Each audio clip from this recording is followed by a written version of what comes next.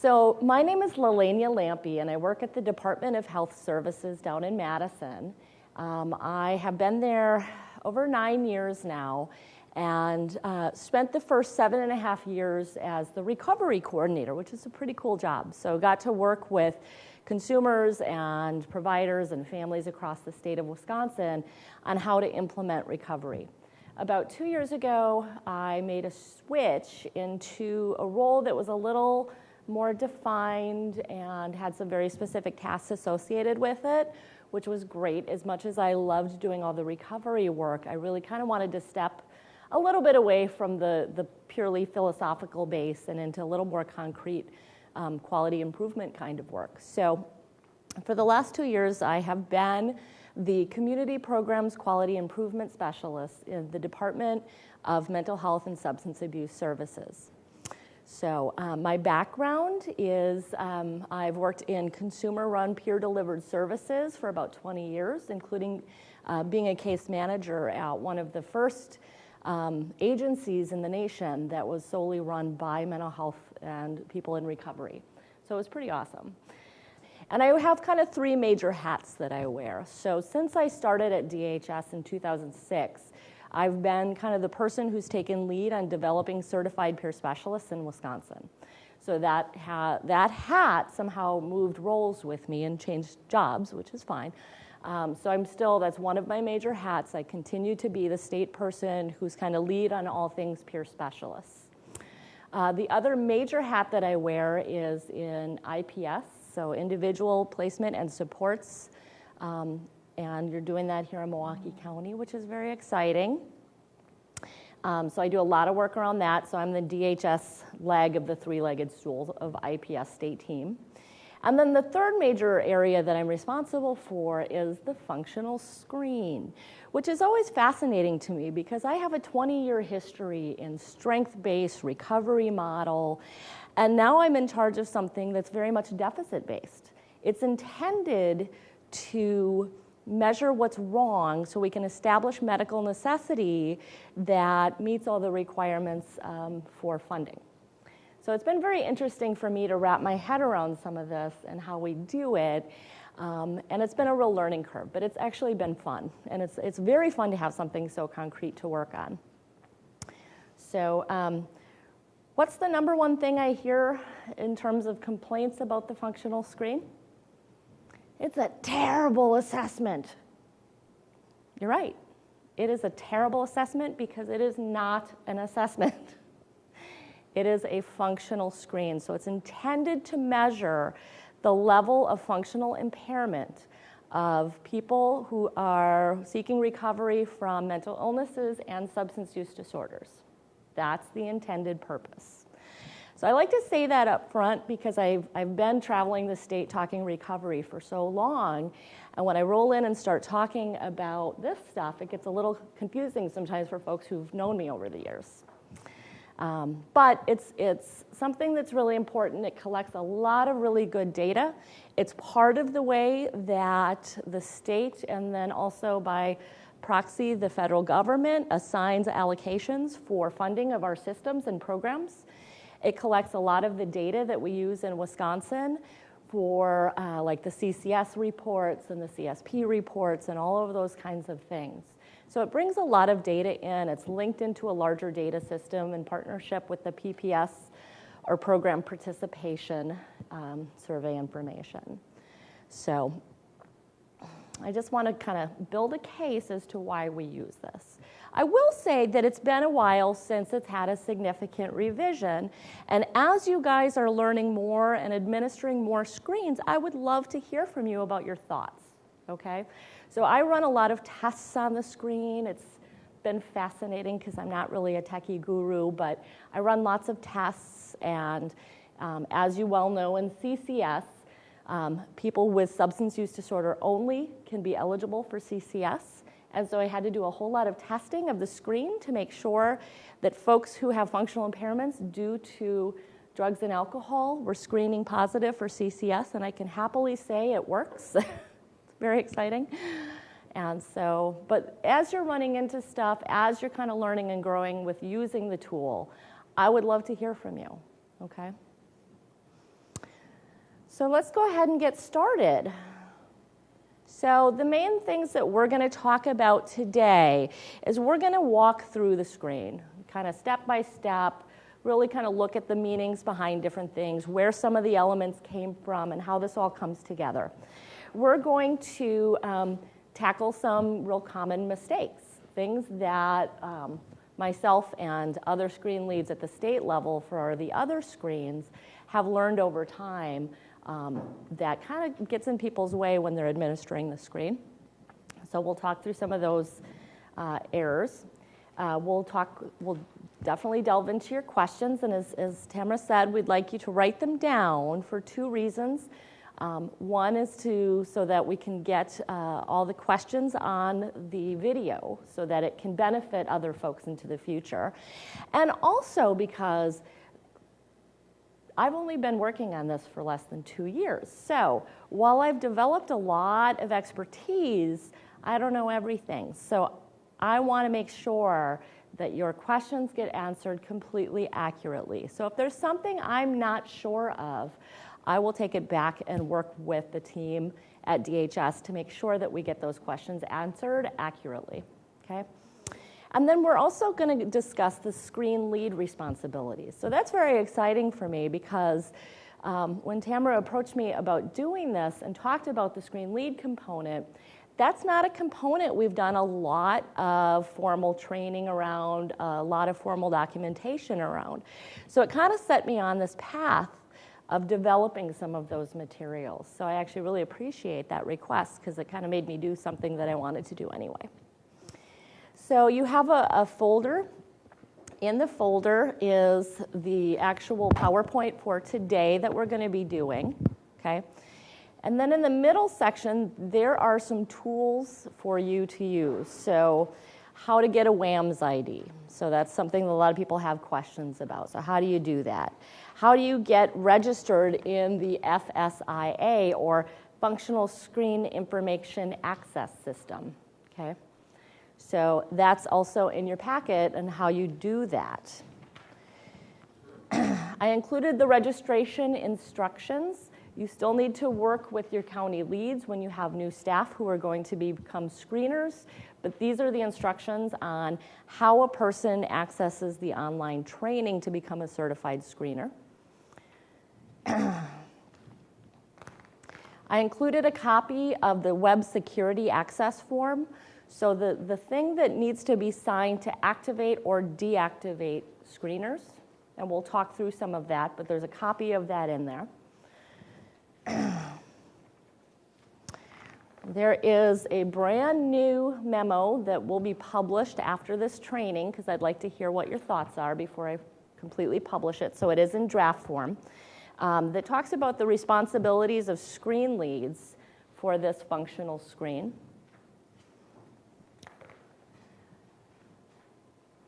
There's a document in there about good quality notes within the screen and what that looks like, because that's an area that kind of statewide we need to be thinking more about, is how we use the notes section on the screen.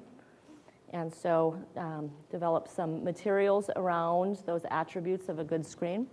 There is the brand new paper copy of the functional screen that incorporates ICD-10 DSM-5.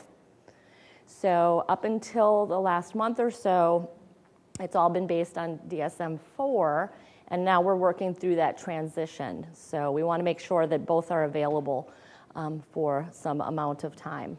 So that paper copy is in there. The last thing in terms of the middle section that I included was the part of the rule from CCS that talks about functional screens and all of those sorts of things. So Langston Hughes, who's one of the CCS coordinators, pulled this part of the rule out and said, this is what they need. So he printed it up in large print, which is very helpful. And then the last thing in the back pocket is running a screener report for an agency. So this is one of the hiccups that people struggle with, is how do I keep that up to date? What do I do? How do I find out who's authorized under my agency? So I developed just a step-by-step checklist of how you do that. So you have that in hand, which makes it a lot easier when you're going through that process. Believe me, if you haven't done it yet, it will take you about 3 minutes once you get it all figured out, and you won't ever have to look at that again. But the first time or two, you might need that tool.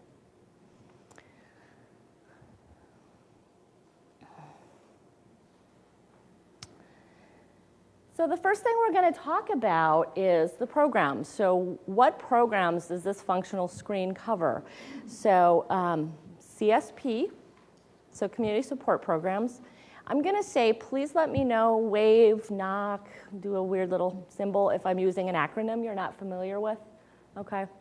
I'm guilty of that. I'm a bureaucrat at heart, or I've become a bureaucrat. I'm not sure how that happened. So CSPs. CCS, or Comprehensive Community Services, CRS, so Community Recovery Services, and believe it or not, it still screens for the COP mental health program, which is used in very few communities at this point, but it does still exist. So those are the programs that the screen is intended to apply an algorithm to calculate eligibility for those different programs, okay? So you guys see the screen, which you have in front of you, but there's actually a very complex, like 30-page logic model that works in the background to help it make its decisions as the information's being entered. So there's this background logarithm that happens, and that's what's used, and it measures against the administrative rules for the different programs.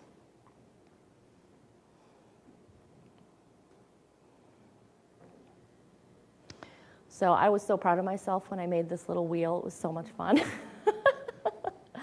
I'm a huge nerd, by the way. So this wheel represents the different components of the screen, and we'll be going through them one by one. Some of them will take very little time, and some of them will take a little bit more. But we'll work through those as we go. So we're going to start at the basic info, which is the first part. So as I said before, remembering that this is a functional screen, it's for eligibility, it is not a clinical assessment. In terms of when the screen is completed, it should be fairly early in the process. So you've received a referral, you have a release of information for records. At that point is when you start doing the screen to make sure that they're functionally eligible for the program that you're looking at. And then once they're functionally eligible, then you do more of that clinical assessment to decide between you and the person seeking recovery if this is the right program for them. Because as we know, CCS is voluntary. We want to make sure that people know that this is a choice. And just because somebody screams positive for something doesn't necessarily mean that's what they land in, okay? It is a hierarchical tool. So another thing that I hear from folks sometimes when I'm talking to people about the screen is the screen doesn't work. They're eligible for everything. Yes, because it's a level of care. So if they're eligible for the highest level of care, by default, they're automatically eligible for everything under that level of care, okay? So I like to say that just up front. That's one of those common misperceptions. People think that it should tell them exactly which program would be right for the person. That's not what this does. It measures that level of care, and then your clinical expertise and the folks that you work with, as well as that person, kind of figure out what's the right fit for them of the things that they're eligible for. Okay. The screen is really grounded in, if anybody's been around as long as I have, the Governor Thompson's Blue Ribbon Commission. I don't know if anybody remembers that or has read that information, but the screen's really grounded in the BRC's target groups. And so that was, 1996, I think, is when that all came out. So it's been out for a while in terms of the BRC, Blue Ribbon Commission report, and then the work that was done statewide and how to implement that model. I'll also mention that the recovery model really came out of the BRC as well, too. So it incorporates several of the statewide administrative rules. So it incorporates DHS 75, which is the Substance Use Disorder Administrative Rule. It incorporates 63, which is the CSP rule, 36, which is the CCS rule, and it also incorporates the CRS waiver design, which is not an administrative rule, but it is a specific design. So those are the kind of data elements that came together to form the screen. So I'm not going to do that because it's boring. So the screening process and quality assurance, this is intended to be an interview. It is not intended to be a checklist, okay? So it's not the thing where you sit down with somebody and you say, do you have trauma? That's really awkward and uncomfortable, and it doesn't honor your skills as clinicians. So this is intended to be an interview where you collect a larger amount of data with the records and also the interview process, and you bring those things together to do the screen, okay? So it's not intended to be a checklist that you have the first time you meet with somebody, and that's that. So it should be bringing in collateral resources in terms of records, family members, previous providers, all of those kinds of things. It's a needs inventory, and it does establish that case for medical necessity. So screeners do need to be certified, period. They cannot access the system if they're not certified. We'll talk through how to get somebody certified. That's part of what we're doing today, and I'm assuming you have some of that information already anyway. They must be either contracted by a county or county employees. So an agency can't decide to become a screening agency. It has to be authorized by the county in which they're practicing, okay? Which is interesting to have to say, but it has come up. Consumers cannot do their own functional screen. It does not work well for a lot of reasons, but I did get a handwritten functional screen by a gentleman in the mail. He had somehow found the paper copy of the screen, and he did his own. He actually did a heck of a job, I will say, but I couldn't accept it. There's no way to calculate eligibility based on that. But the gentleman did a really nice job with the material, but they cannot do their own functional screens. It is a requirement that you meet face-to-face with that individual. So even if they're in a hospital or institutional setting, you do have to meet face-to-face with them to complete the screen. Okay. And then confidentiality is very important. Now, technically, the functional screen is a voluntary process, but the reality that we all know is that while it's voluntary, there might be consequences for not participating. You might not be able to get into certain programs without going through that process. So it's voluntary, kind of. So, and all information is very confidential. So I have access to it at the state level. A couple of other people at the state level have access to it. Otherwise, your agency has access to your screens only, and then the county screen lead, so Tamara, would have access to read screens from each agency underneath Milwaukee County. So we've set Milwaukee County up as kind of a super agency, and then each agency has their own area within the screen so that it's clear who's serving this individual, who's responsible for them. And then Milwaukee County, as the contract administrator, reviews that work and makes sure everything's kind of going well, okay? But all information is kept confidential. Let's be honest, though, there are limitations to any kind of functional screen, okay? So some of the limitations are things like healthcare providers and institutional providers tend to significantly overrate the consumer's dependency needs, okay? Guardians, spouses, and family members tend to overrate the person's needs. Consumers themselves may not be able to provide accurate information in the moment, depends on where they're at and what's going on. They may underrate what they feel their needs are compared to what other folks see as their needs. And also just the fact that people fluctuate, right? That's part of recovery is there's hills and valleys and all over the place. And so we're looking at kind of point in time and somewhat of a history as well to try to look at the average. So it's not just what's going on with the person today, it's more the average. And that's part of the reason that records are an important part of this process, is looking back at those records. The screen does not measure beyond 3 years, though. That's the furthest out it goes in terms of history, because we really do want it to be current and accurate. And if somebody did something 20 years ago, let's stop using that as our basis for treatment. If it was 20 years ago and hasn't been repeated, let's move beyond it and see what's going on now. Okay. There is always going to be some different things that will affect things, such as, do you know the person that you're doing the screen on? Have you worked with them for 10 years? Or is this somebody you're just meeting for the first time? That's going to influence to some degree that screen. So keeping that in mind. Screen answers can be dependent on the profession of the screener.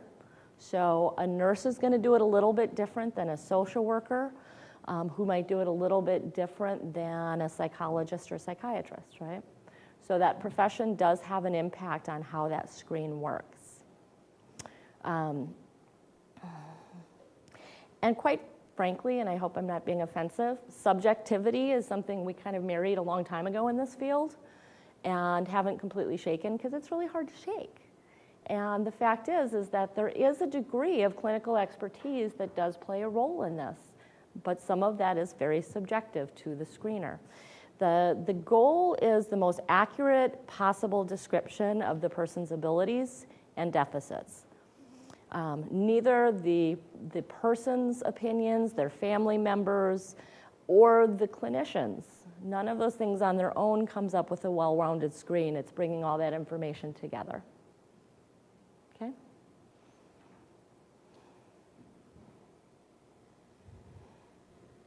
So let's look at the screen. I used all my own pictures because, once again, I work for a bureaucratic place. So we now have to have written approval to use any photos in PowerPoint or any kind of pictures. So I've used all my own pictures, and I hope you don't mind.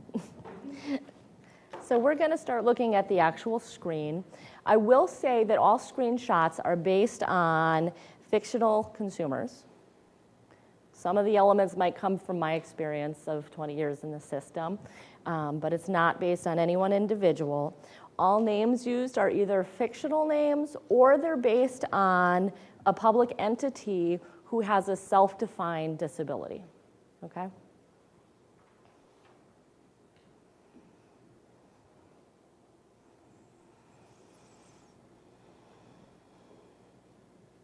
So how many of you have already started doing screens? Is that pretty much everybody? Yeah? Okay. Okay.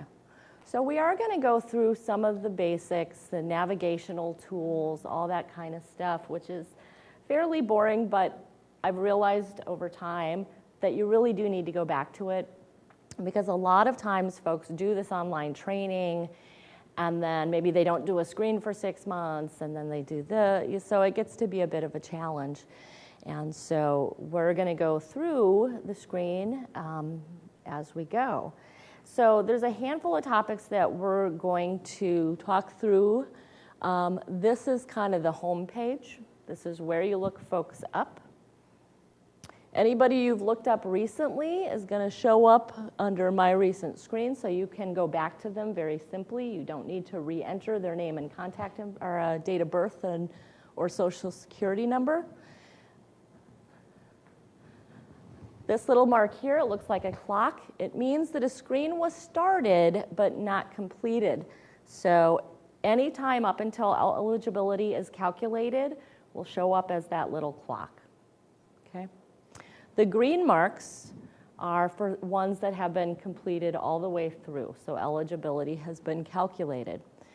And yes, people can have different screens.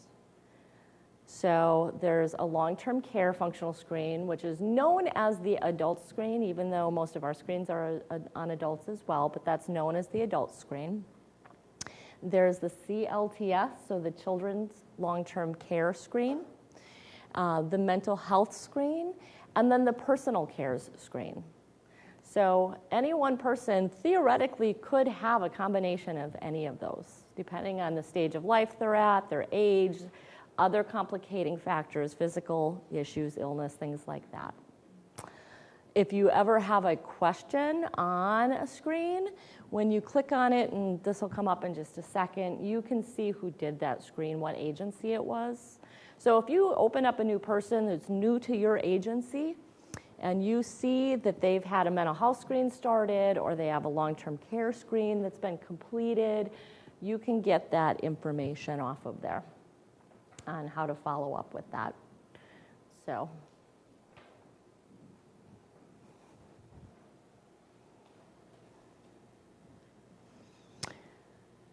So the contact information, so Kurt Vonnegut has a screen.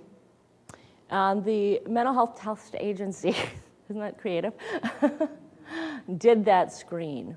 So the contact person for that agency is going to be listed there. So we'll talk through a little bit about frozen screens, and this will play into that later on, but that's where you find the information for the agency that's assigned to the screen. You'll notice that the screener themselves does not own the screen. It's the agency. Okay. There is a record of the actual screener, but the agency owns the screen. It's not the individual screeners.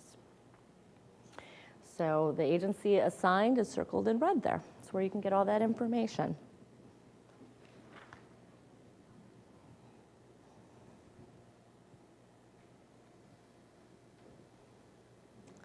So my apologies, I couldn't make the arrow move over to where I wanted it. But if the agency is no longer correct, or there's an update in the address, like you guys are about to experience here at BHD, if there's an update in the phone number, the contact person, any of that kind of stuff, to be able to update that level of information is one of the things that the screen leads can do and also supervisors could do. So you would click on the admin button to be able to update that information. Yeah.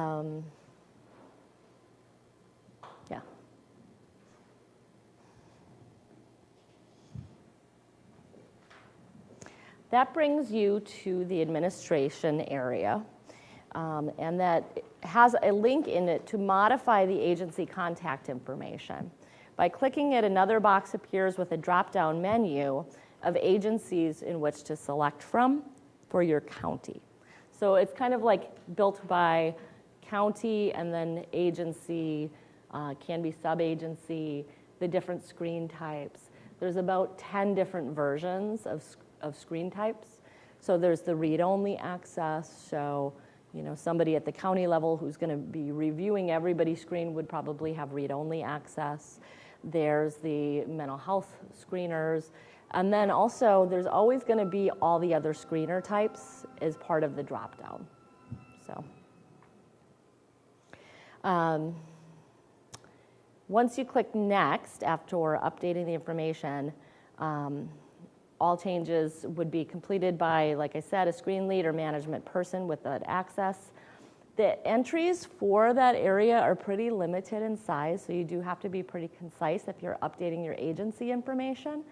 I'm going to say that one thing you guys might want to consider, given that we just changed from being the sale unit Milwaukee, in which everybody was registered under the same thing, to having the cars unit be the super agency and then each agency being its own entity, you might want to go through and take a look at your agency's contact information to make sure that it's accurate, okay? Because, you know, people enter it. It was sent to me. I sent it to the tech people. They entered it. There's lots of room for errors there, right? So just to make sure that the display name is accurate for your agency, that the contact person, and that can either be the screen lead or a supervisor, management person, either is fine. I keep a separate list of all the screen leads, so it can be somebody in the management position as the agency contact. And then making sure that the fax and the phone number is accurate. Some names of agencies get really, really, really long. So you have to be kind of careful on how you do that because it is a limited number of characters that you can use.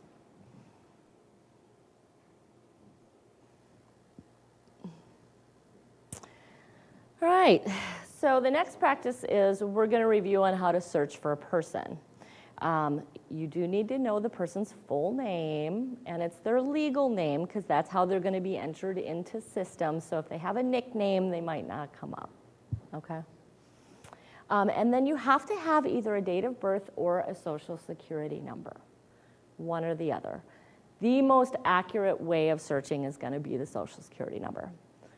There is a small statistical chance that somebody in the state of Wisconsin who also has a mental health screen could have the exact same name and date of birth. It is possible, but not that likely. So if you do know the social security number, that's the most accurate way to do that search.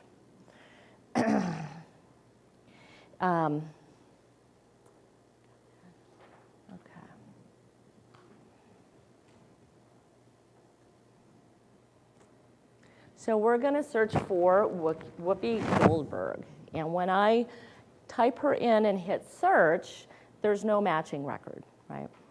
So we'll need to do a process of creating a new functional screen. So we'll work through that real quick.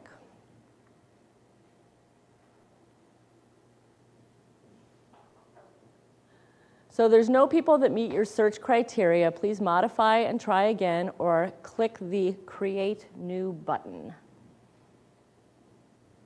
So there that is.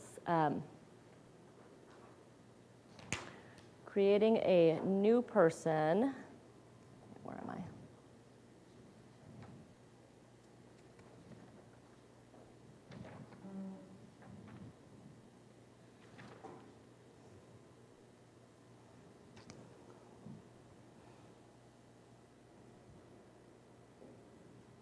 So we're going to have a new applicant. With the new applicant, we want to have the most information we can possibly have for that person. So social security numbers are really, really important, and we'll talk through some of that. And you'll see a button there called pseudo SSN.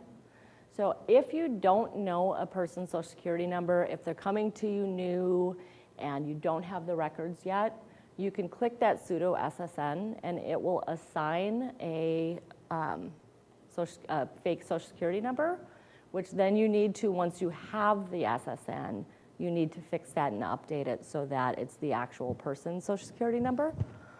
It's interesting, there are a few people who don't have social security numbers, and if you ever run across that, you'd pretty much have to call us, and we'd have to figure out what to do with that. We'd probably assign a more permanent pseudo social security number, but it does happen actually. So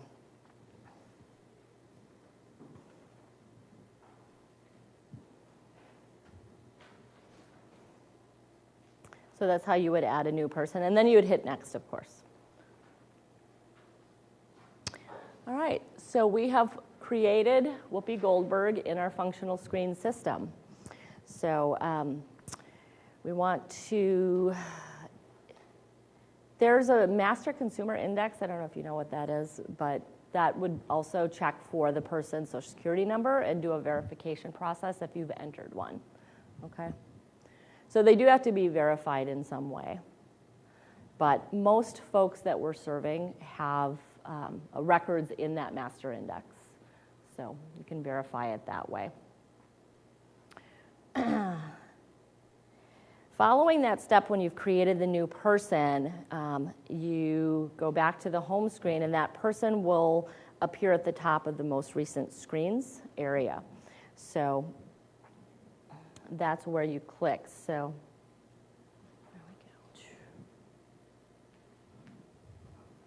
are we having fun yet with the functional screen?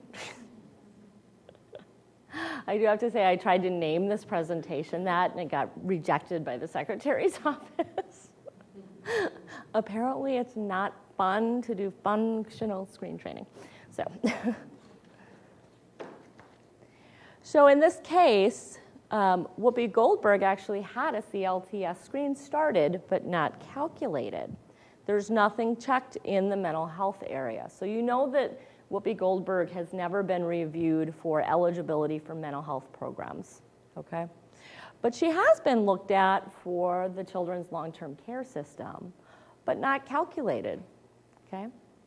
So there you go. What do you do with that?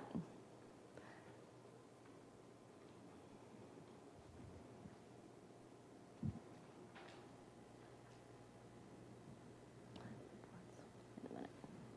Sorry, hold on one second. Okay. So we want to do an initial screen. Obviously, it's right there. We'll talk through the difference between editing a screen versus viewing a screen and some of those things, because those can really trip us up, actually. So there's certain requirements that need to happen in each thing. So you would do that initial screen. Okay. I had missed that. So we're going to talk a little bit about reports.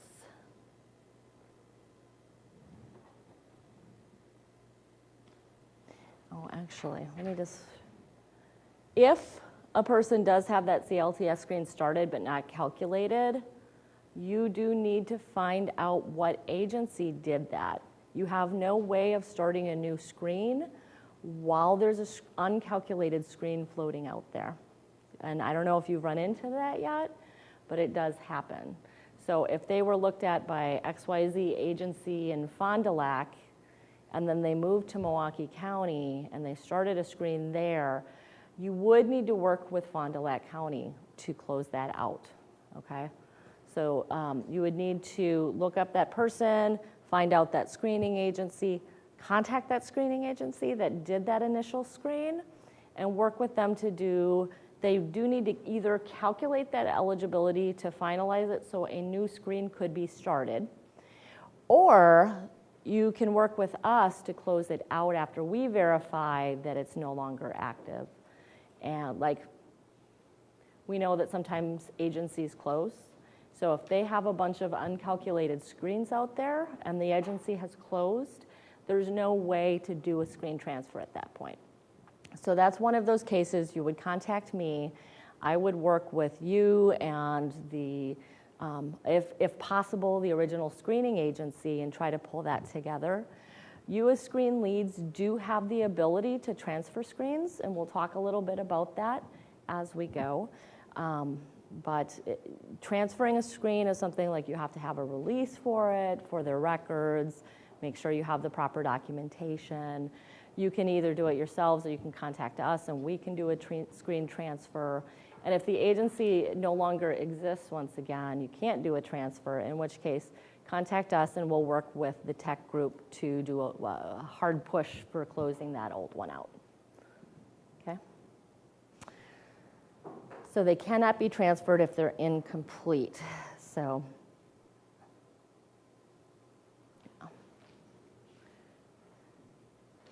and I do want to reinforce that if somebody moves from another county or agency, you do have to have some form of release of information. I will say that it doesn't have to be specific to the screen. If your agency has a release for treatment records from another agency, that covers the screen as well. So that's one of those questions I've just kind of gotten over time. So treatment records release covers functional screen. Okay. And if you're going to ask us to do the transfer, we at the state, so that's either myself or the help desk, might request a faxed or scanned copy of that release to make sure that we're not releasing somebody's information when we're not supposed to.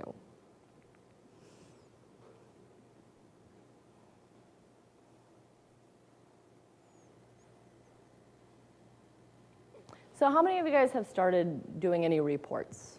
Is that something you've done, Tamara? You've done a couple? Okay. Okay. So the reports function, obviously it's up in the corner in red. All screeners do have access to the reports function. So anybody can pull that.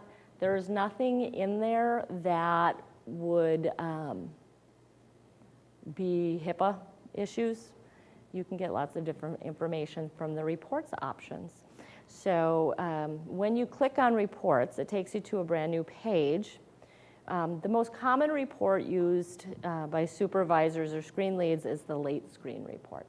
So that's the most common of the reports.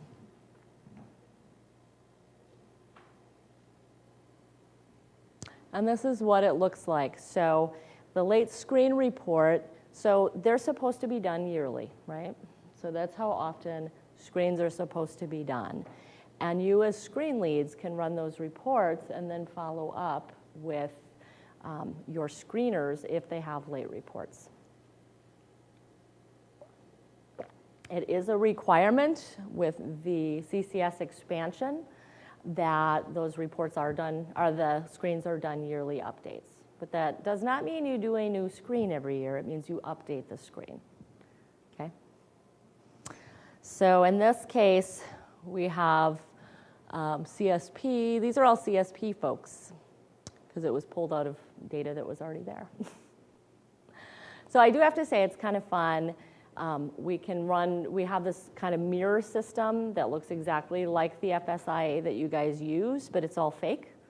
And so we can like do all kinds of funky stuff in there, run test scenarios, all of that kind of stuff. And then it just kind of collects them in the background. And so we have many, many fake functional screens from all the different screens that we can pull out of there. So it's got the screen calculation date, the screen completion date, because those might be different, right? And the status, whether it was completed or not. So that's the most common report. When you hit the forms and summary area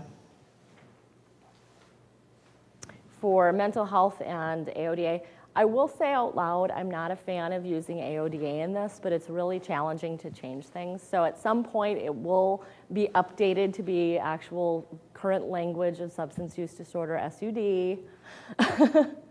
But you wouldn't believe the process for making any changes to the screen, the training, the logarithm.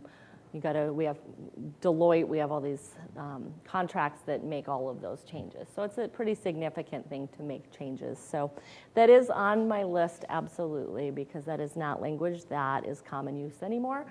There's actually some younger providers who kind of look at you funny when you say AODA because it's just not used. So we will be changing that. The forms area is just the most current version of the paper screen. So some people stylistically take that paper screen with them, kind of add notes and areas as they're learning that information or as they're looking at records and everything like that. I always found the paper screen to be very helpful to take with me. My style is I don't really want a computer in front of me while I'm trying to have conversation with somebody that needs to be really human in nature. But that's really a stylistic thing. Some people are far more comfortable with a screen, and if it's okay with the person being screened, it's absolutely fine. I will say there is no app for that. There is not a mobile application for the functional screen, and I don't know that there will be. I need screeners to talk to me about that. Is that something that would be helpful? Is that not a great setup for that relationship piece? So that's something that came up yesterday actually in a meeting with some of the tech folks around the functional screen is they wanted to move the screen to like a mobile app on your phone. And I'm like, no, that just doesn't feel very good to me. Like I don't really, if it was me or my family member, like I wouldn't want somebody like literally entering everything on their phone while they're talking to me to tell, I don't know, but that's me. So I want to hear more from screeners about that particular part as we go. But for now, you have the paper form or the web form.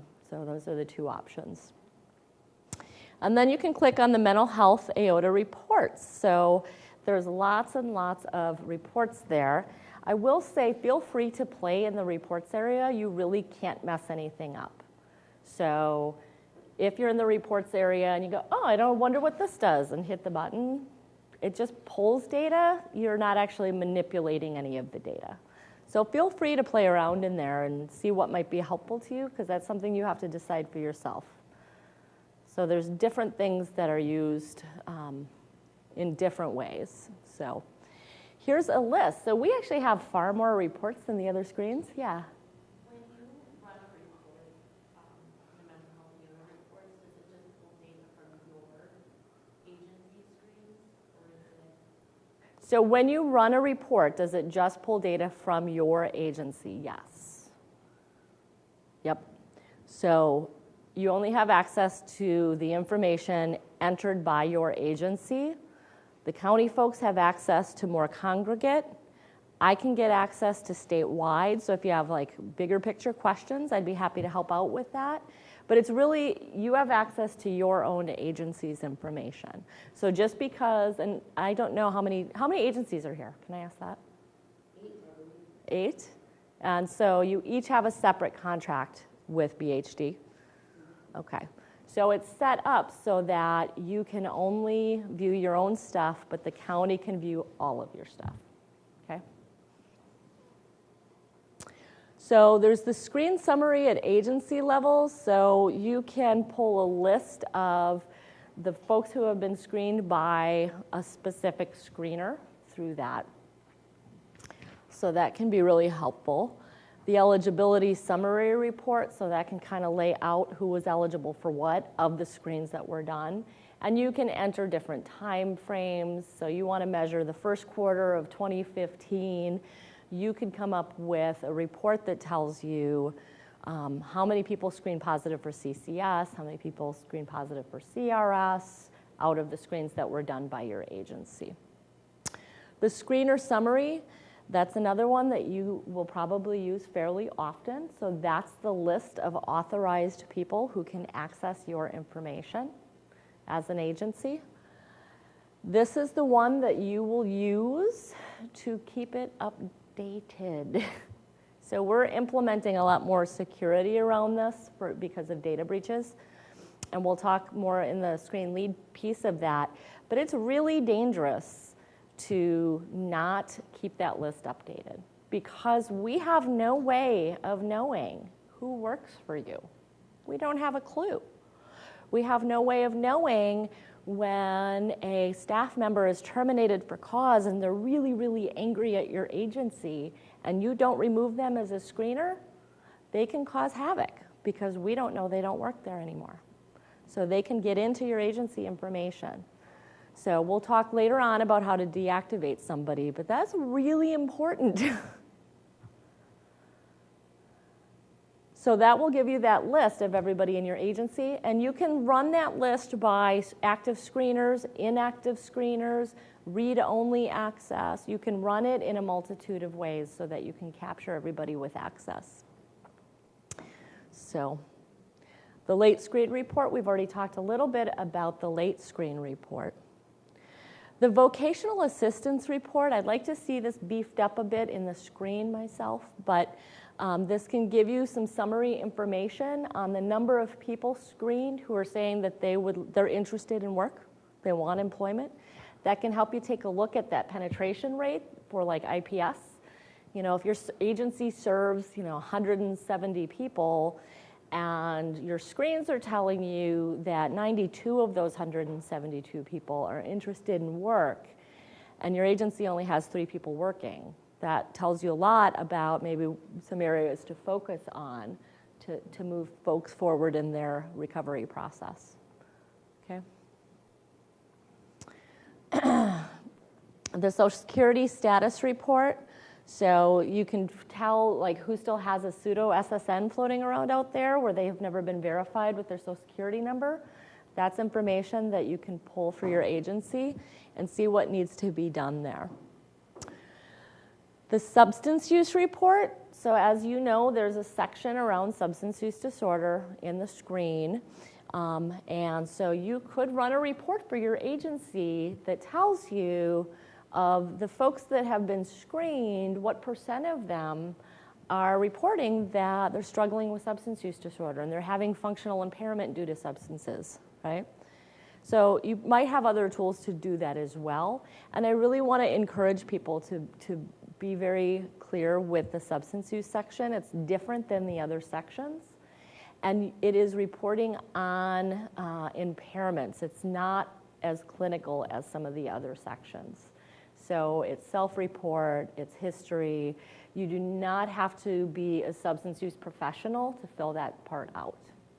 So that's really important to know because in most areas, we're looking for diagnostics, and there's very stringent requirements of who can do a diagnosis and all of that.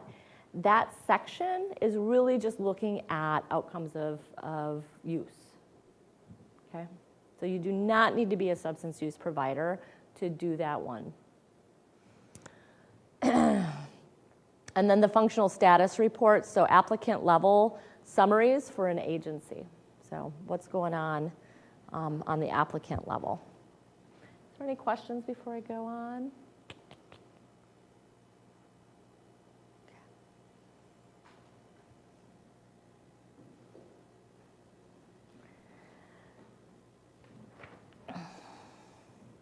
So now we've looked at some of the functions that the screen has built in. We're going to start working on completing a screen for Kurt Vonnegut. Okay? So we can tell by looking at Kurt Vonnegut that he actually has a calculated mental health screen.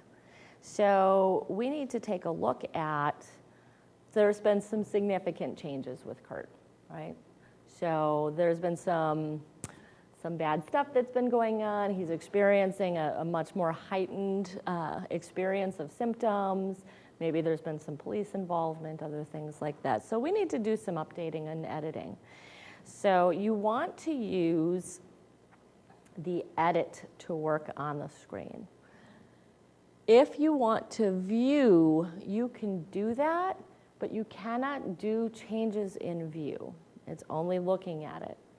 The other thing that's important to note, and I'll say this again today because it's really important, is if you click the edit button and you do any changes, you have to recalculate eligibility. So if you edit a screen, you have to recalculate. I can't tell you how many times some screens are locked out. They've got the little clock icon because they're not calculated. They were calculated last time I looked at it, but now they're not anymore. That's an issue of if you do an edit, you have to recalculate eligibility.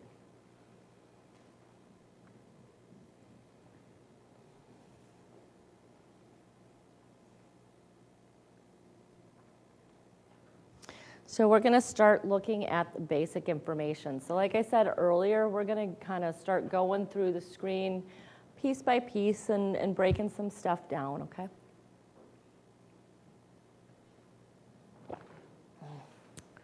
So we're going to explore functional screen land.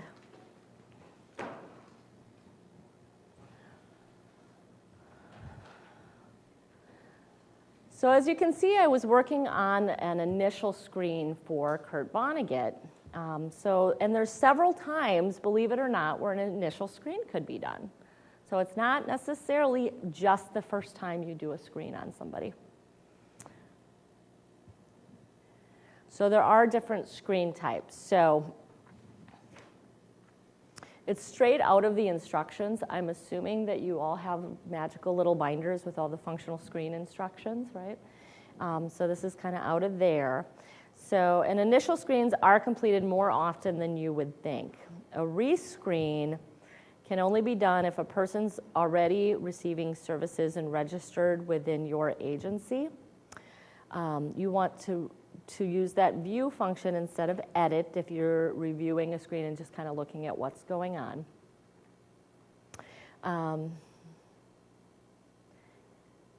Edit's used when you or somebody else in your agency is updating a screen that was recently completed. In terms of what does recent mean in terms of the screen, it's within under 3 months. You can't edit a current screen if it's more than 3 months old. So if you have significant stuff going on with somebody, you would actually rescreen them and enter the new information into a rescreen and recalculate the eligibility. The edit function is really intended for, oh, I did the screen 3 weeks ago on this person and a whole bunch has changed in that 3-week time frame. So when you're doing an annual screen, that's not an edit, that's a rescreen, okay? So the very first time a screen is completed for a new applicant would be initial. The consumer has a completed screen for one program and is now having their first screen completed by a different program.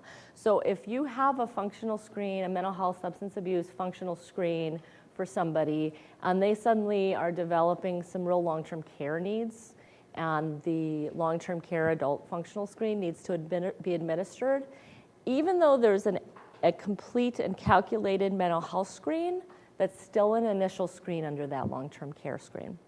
Okay? And also in CCS, we have a lot of kiddos, right? I'm not sure what your percentages are or how that's working in Milwaukee County, but as you probably know, CCS is designed to be a lifespan benefit. So children can be in CCS. We use the CLTS functional screen for people under 18 in CCS. So that logic model has built in the CCS requirements. So if you have somebody who's a young person and you want to serve them under CCS, you would use that children's long-term care screen. And then you may also do the mental health screen at certain ages. So if they've been on the waiting list for a program and is now coming off the waiting list, I don't know what your waiting list thing is. I'm not going to get too far into that, but some programs have waiting lists, and maybe the person was initially screened, 6 months ago and placed on a waiting list. We would ask that another initial screen be done at the time when they're actually going into service so that it's accurate. Anytime a person was discontinued from one of the programs or found not functionally eligible for services and is now reapplying, that would be a new initial screen. Okay. A rescreen is used when a person has stayed enrolled in that program. And an edit is change information that they're currently working on. This says 6 months. I say 3 months, quite honestly, because past 3 months, an edit really changes kind of the intent of doing the editing function versus things have changed that significantly. You should just do an update and do a new screen. So, does this make sense? We good? All right. This is just one of those things that can get a little confusing for folks, so we wanted to make sure we put something kind of in writing that's formal to look at.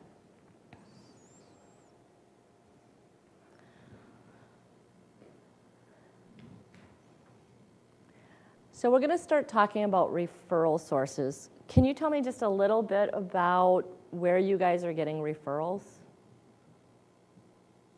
And yes, I'll repeat it. Because I do a lot of processing of the referrals, so we get them from other services like targeted case management and CSP. Okay, so targeted case management and CSP will do a referral into your CCS program? Yes. Okay. And then outpatient providers, a lot of therapists, shelter system. Okay. So all over your community, it sounds like. Yes, so, it's a wide variety. Okay, so it's not the structure where they go to the CARS unit at BHD and then BHD refers them directly. So it can be from outside. Yeah, from all over the community, they come to CARS first. Okay. And then we distribute it to the agencies to do the screen. Okay, so they start at the CARS unit and then CARS distributes to agency. Is that based kind of on percentage numbers or the needs of the person or some combination of factors? We do ask the person if they have a preference. Okay. And we do definitely honor that, but then for the most part, it's chronological order and who has an opening. Sure. Okay, so consumer preference is honored when possible, and then it's who has an opening that fits with what it's anticipated that person's needs is going to be? Yes. Okay. Okay, thank you. Excellent. All right, so let's talk a little bit more about referral sources for the screen. So this is a screenshot of the referral source part of the screen. It is important to note that you can only choose one. And that can be really hard sometimes, right? So you can only choose one of these things for the referral source. So In this case, Mr. Vonnegut was actually referred to me from Mendota Mental Health Institute down in Dane County as part of his discharge plan, okay? So the referral agency would be the mental health institution. But the reality is that he could want a screen done because he wants to get out of Mendota and into community programs. His family could contact your agency to try to get him into services.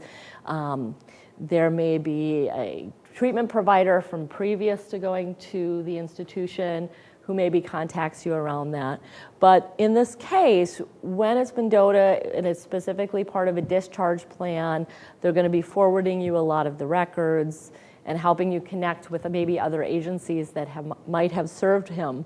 It is Mendota that would be the referring agency. So only one.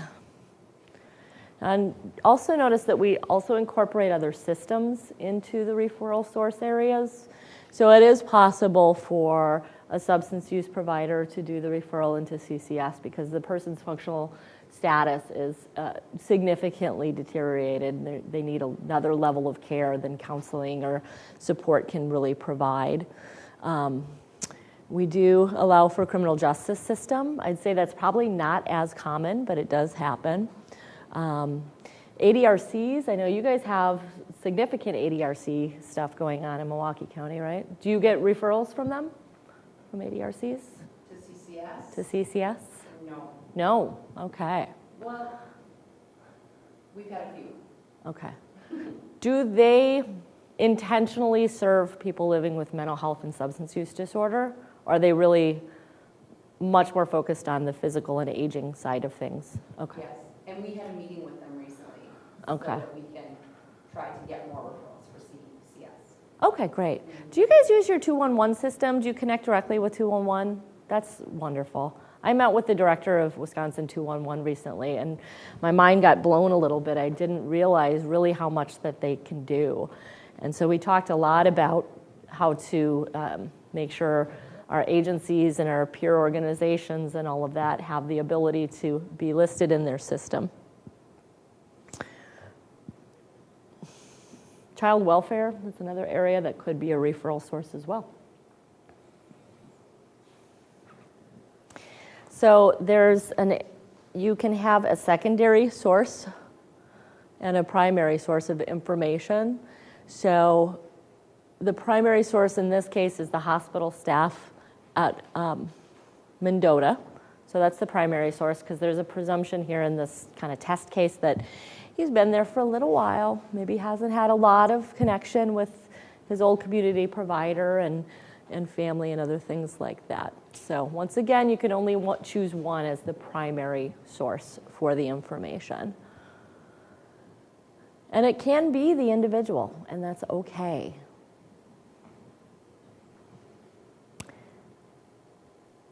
As a reminder that it's a requirement that you have a face-to-face for all screens, you are asked to let us know where that interview was completed.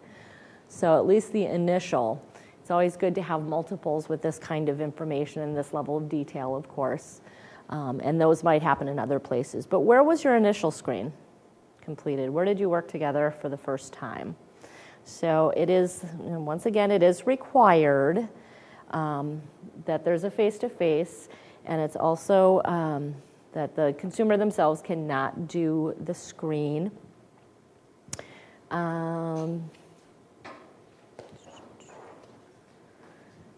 It's really tempting, and I'm going to say this from my own experience, it's really tempting just to use the records in the hospital staff or the crisis intervention staff or whatever. But we really, part of what you're doing as a screener is not only doing this process of screening, but you're also kind of setting up treatment expectations for your agency, right?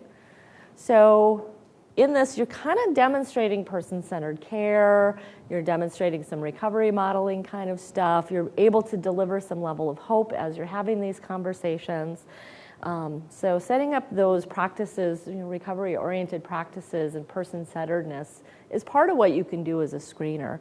I don't know how you guys have it set up. A lot of times agencies have a screener, and then that screener, after everything's complete, We'll then move that person along to a service facilitator based on a lot of different factors. And a lot of times, especially at smaller agencies, they might have every one of their service facilitators be screeners. And so they're screening their own folks and building that relationship as they go. There's no right way to do it.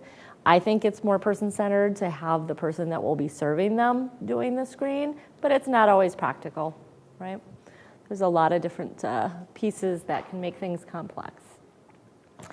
And that face-to-face, like I said, can be conducted over multiple settings, and that's just fine. So we're going to move on to the demographics section, just because it's fun.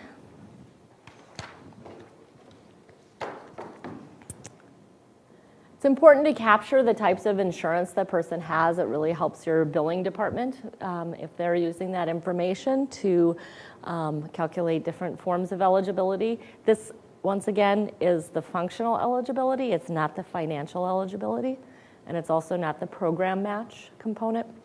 But having that information in here also helps us from a data perspective to kind of see how people are covered who are seeking or accessing our services as a state.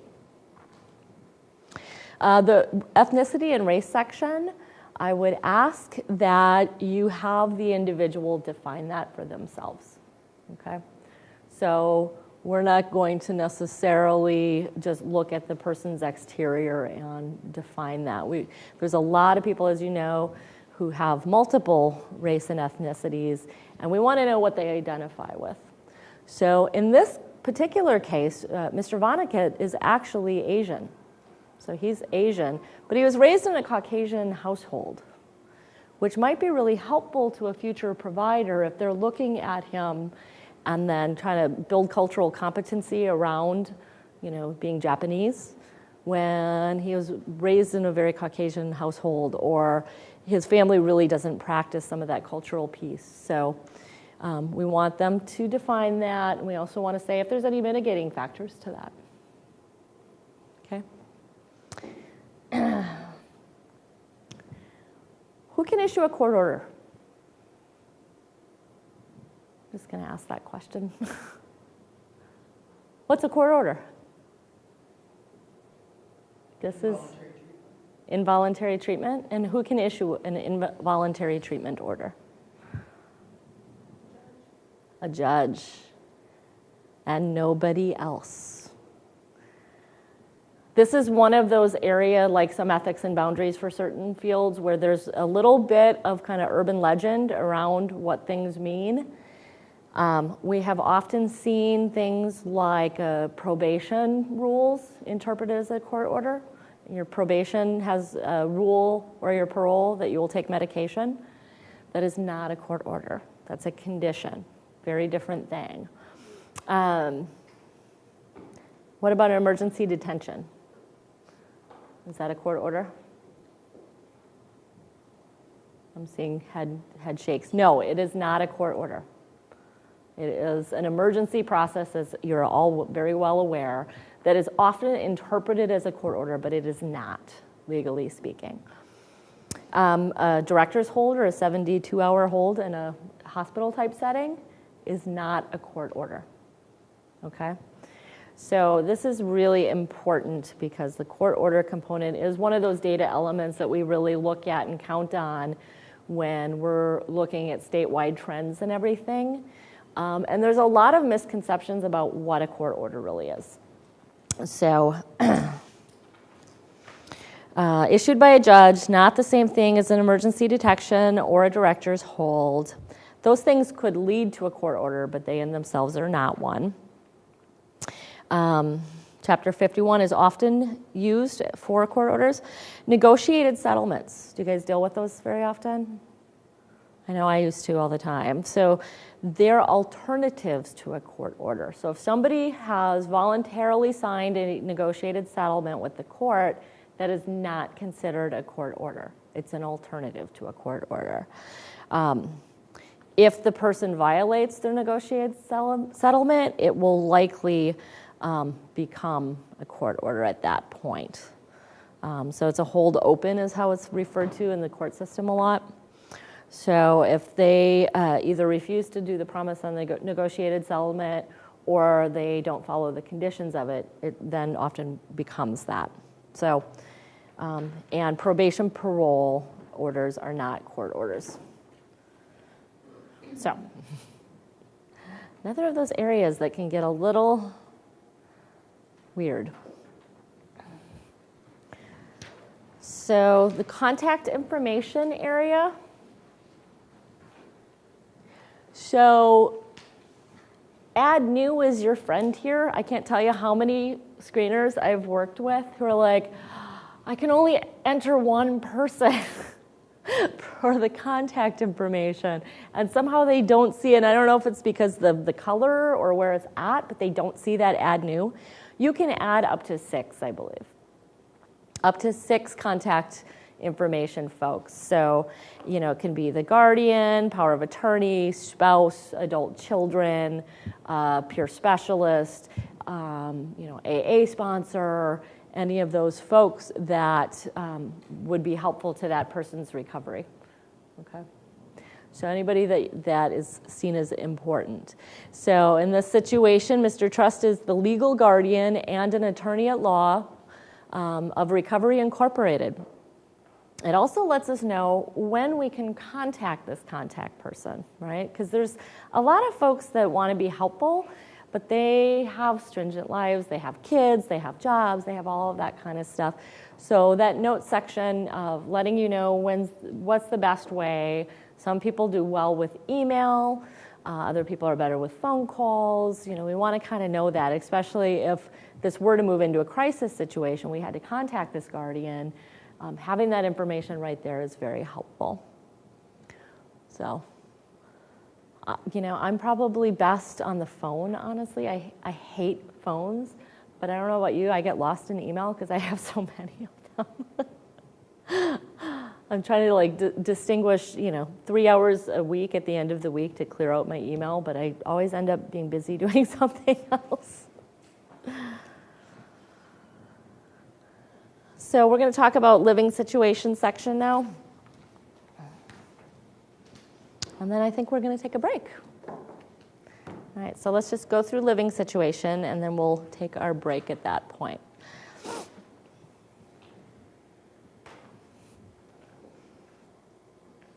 So where is the person at right now? So what's their current residence? In this case, Mr. Vonnegut is still at Mendota. This is part of his discharge planning process, is that you're doing this functional screen so that he can leave there and move back into the community setting, right?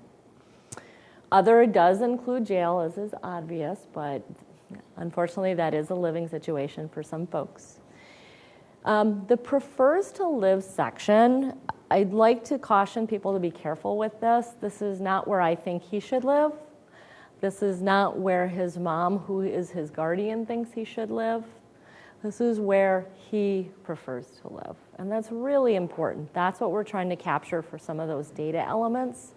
There are natural limitations to some things, and some things don't work out the way we want in life. But it's really important that we honor that person's preferences.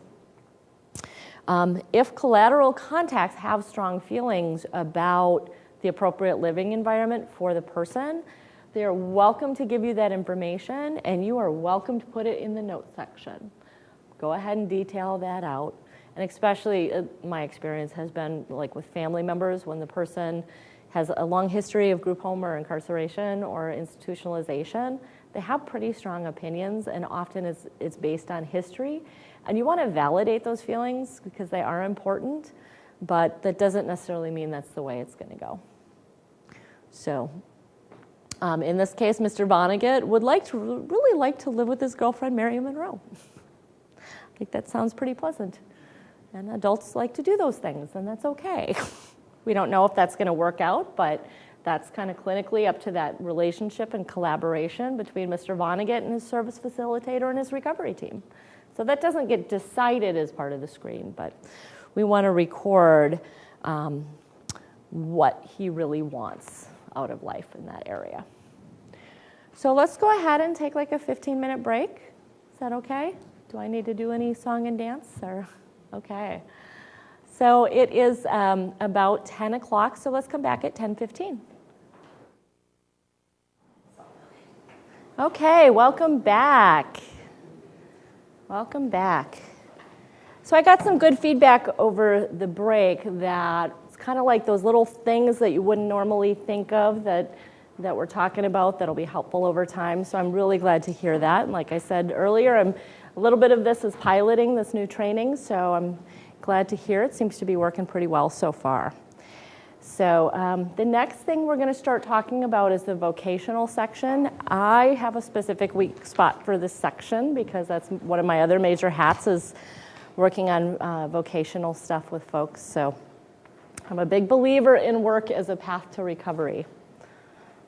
So we'll talk a little bit about the vocational section.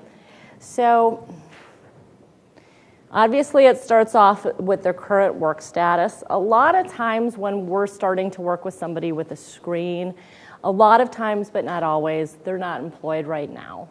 But they really see that as an element in their life that would help their recovery process and kind of get them back into the swing of life. So for a lot of the folks that we all serve, this is a really critical element. So if you don't know much about IPS yet at your agency, Milwaukee County is doing it, and I would really recommend that you consider asking about it and what that looks like. It's a great program, and it's specifically designed to help adults with that horrible language, serious and persistent mental illness, go back to work. And we've just seen amazing outcomes when people are employed again. It can really be very helpful. And also with substance use disorder, I always kind of knew that this work is good for everybody. It's just part of our culture, part of our society. And really it's part of rebuilding a life in the community is work. But seeing folks really grow in their recovery because of work and that accountability and feeling like people count on them, which is very different than the patient role sometimes folks have had. So it can be great. So we ask about whether they're interested in having a job, and I will say to you that statistically on a national basis, they have done studies around folks with mental illness who are receiving services, and 70% of people, actually 69, but close to 70% of people receiving mental health services are interested in working. But sadly, the actual employment rate amongst this population is only about 13%, which is not good. So it's something that I think is really critical that we continue, not only as service providers, but also as a society, is to help people get back to work and feeling that accountability and community connection and all of those good things. It helps clinically as well. You know, if somebody has a reason to get out of bed in the morning, they're more likely to be adherent to working with you around treatment because there is a vested reason for doing so. They're getting what they want. They're going back to work. They're having those relationships and those community connections. So it's pretty important.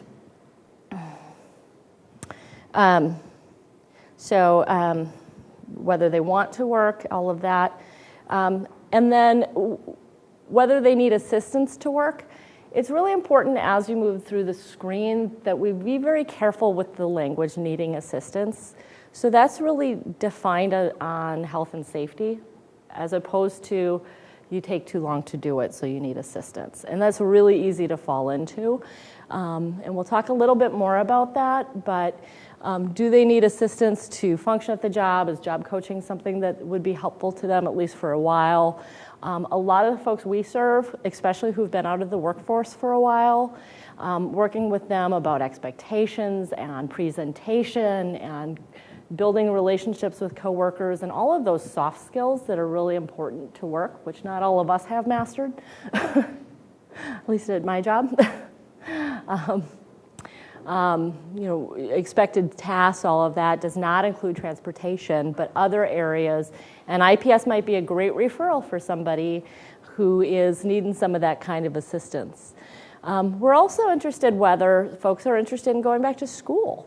That can be another area of a lifelong dream that can really enhance somebody's motivation to engage in treatment because it's moving them forward in their lives in a direction they want to be going, and that's a place that we can support them as providers. And it's really, quite honestly, much more gratifying as a provider as well to watch people moving forward in their lives instead of just taking their meds. So we want to know what they would like to do. Once again, we're taking out our filter of what we think they might be capable of. We're taking out our filter of, oh, well, you want to be the IBM executive, but you didn't graduate from high school. Like, let's not worry about that. Let's say, you want to be the IBM executive. What are the steps? So I don't want to go too far along my recovery training path, which I have a tendency to do anyway, but really encouraging and building on those internal, intrinsic motivations that people have to move their lives forward. So we want to know what they would prefer to do for work. So this person, he would like to work either as an author or as a metal fabricator full-time. So when the person is assigned to a service facilitator, they can see that one line and really start working with the person around their futures planning and goals. So it's not my interpretation of what they're capable of. It's what they'd like to be doing, and how can we either support them in moving towards that or work with people around, well, what about that do you love, and how can we find a starting place to build towards that place? Community living.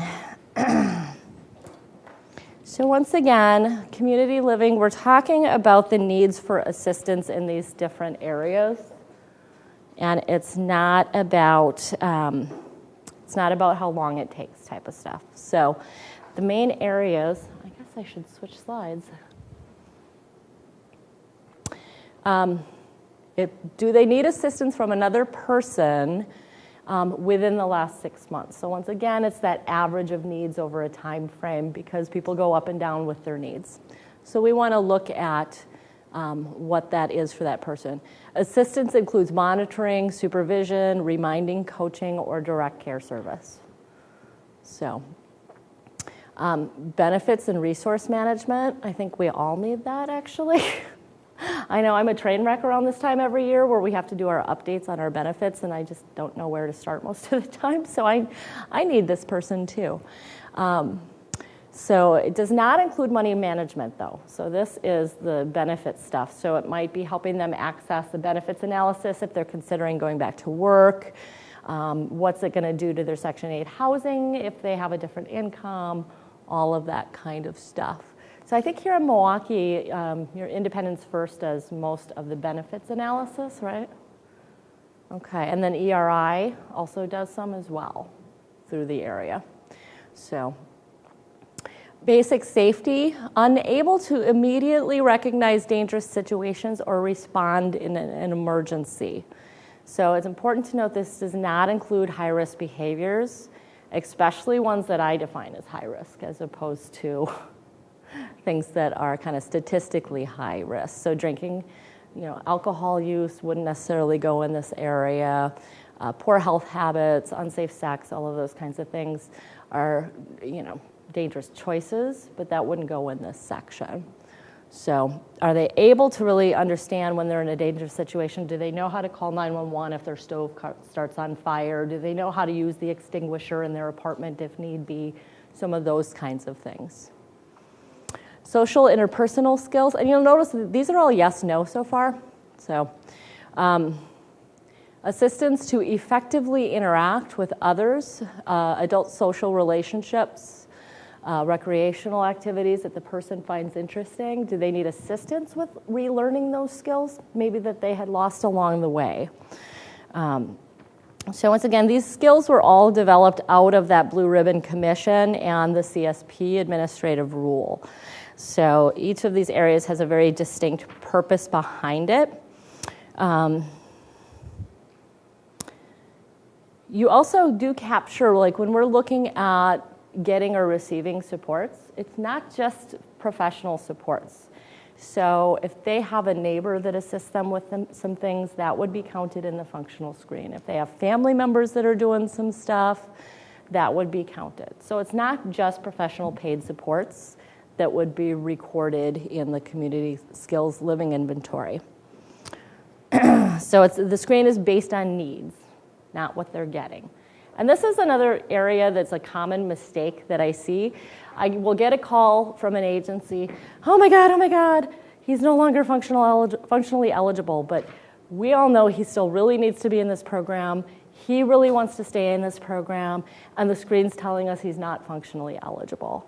So 9 times out of 10, when I work through the screen with that person, because I can pull up their screen and then ask them questions and go back and forth about that, and that's something I can do for you guys too.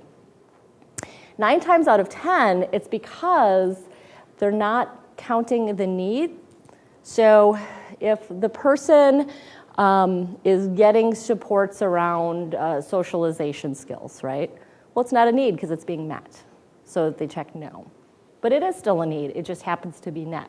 So we're looking at the needs, not what's no longer an issue because of the supports in place.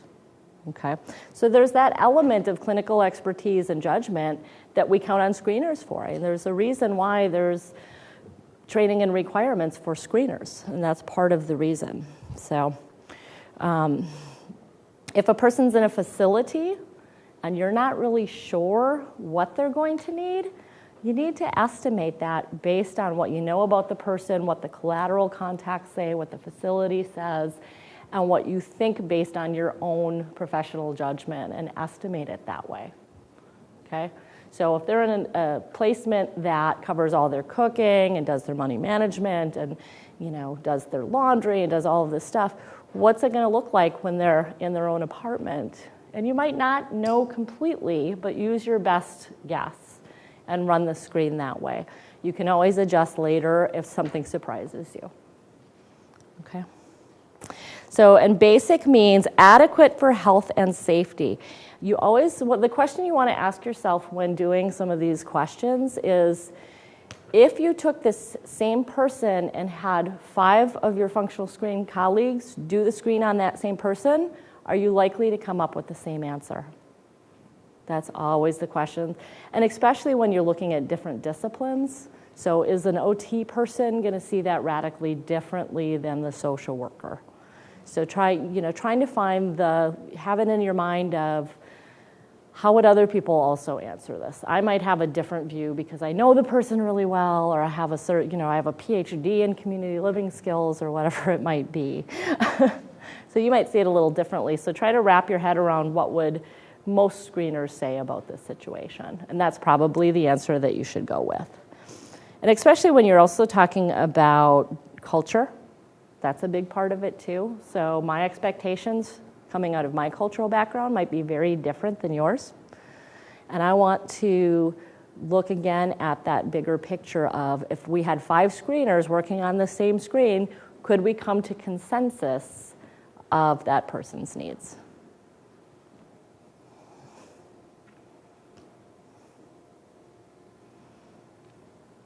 Money management, so that ability that, once again, not all of us are great at, but to manage our own money, pay our bills, have money set aside for an emergency, all that kind of stuff, the food, shelter, clothing. It's really hard. Folks have very limited incomes. I think that you have to be pretty darn smart, actually, to manage your money living on benefits. Paying rent, co-pays for medications possible, all that kind of stuff. So it does include handling money, paying bills, and budgeting. If a person has a payee, this would be yes. Okay? And then how often do they need assistance? There's some folks that only need somebody to sit down with them once a month, right? So I used to do that when I was a case manager all the time, was not the person's payee, but once a month we would sit down together, lay out all their bills and expenses, figure out what needed to be paid, how much does that leave you with per week, all that kind of stuff, and try to figure that out. So that's assistance even though you're not the payee. Nutrition is also one that can be a challenge for some of the folks that we serve. It is extremely challenging, and there's documentaries on this. It's extremely challenging to eat what most people would consider a healthy, balanced diet on the income that folks have. It's extremely hard. So, the schedule part, for some folks, that's something that we can help with. Obtaining groceries, not including transportation, but actually understanding and going through that process of doing some form of meal planning, obtaining what you need to make those meals, all of that. Avoiding spoiled food's another one. There are some folks that I've known over the years that's really hard for, and I actually have one of those people in my family who, because of some challenges, doesn't recognize that, and so for that person, it's more than once a week. Like, we literally have to look at stuff and make sure it's safe, because she's just going to eat it because it's there, and that can be not so great for folks. So, general health maintenance, this is not psychiatric, so the ability to know, oh my gosh, I'm getting the flu, I want to go to the doctor and get a Tamiflu shot, or whatever the case might be.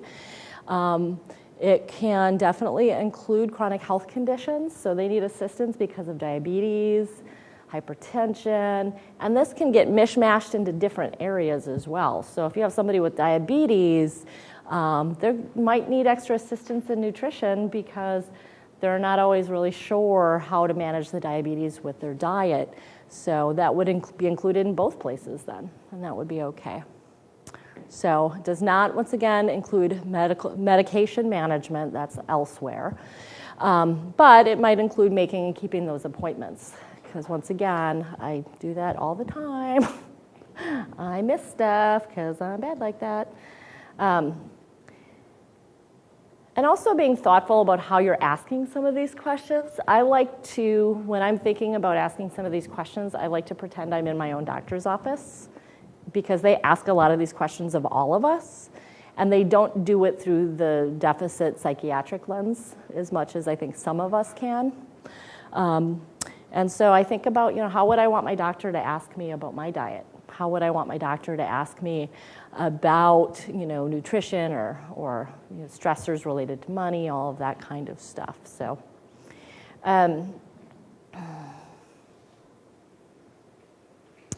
can they complete the task without negative health and safety outcomes? So once again, it's not an issue of speed. It could take them an hour to get themselves ready to go in the morning. Doesn't mean they need assistance. If it takes them an hour to get ready in the morning, and yet they are missing all of their appointments because they maybe experience some OCD and can't move past a certain task and get really stuck with it, that could be an area where that got clicked. Managing psychiatric symptoms, I would think that every single person that you guys serve probably needs some assistance with this, right?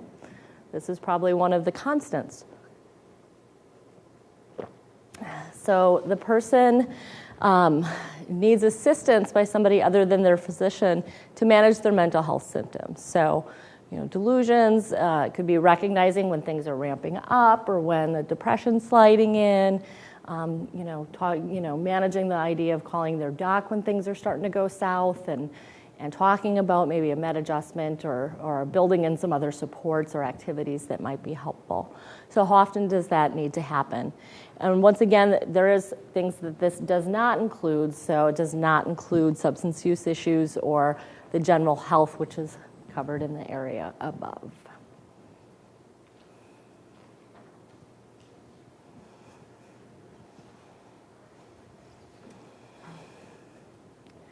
Hygiene and grooming.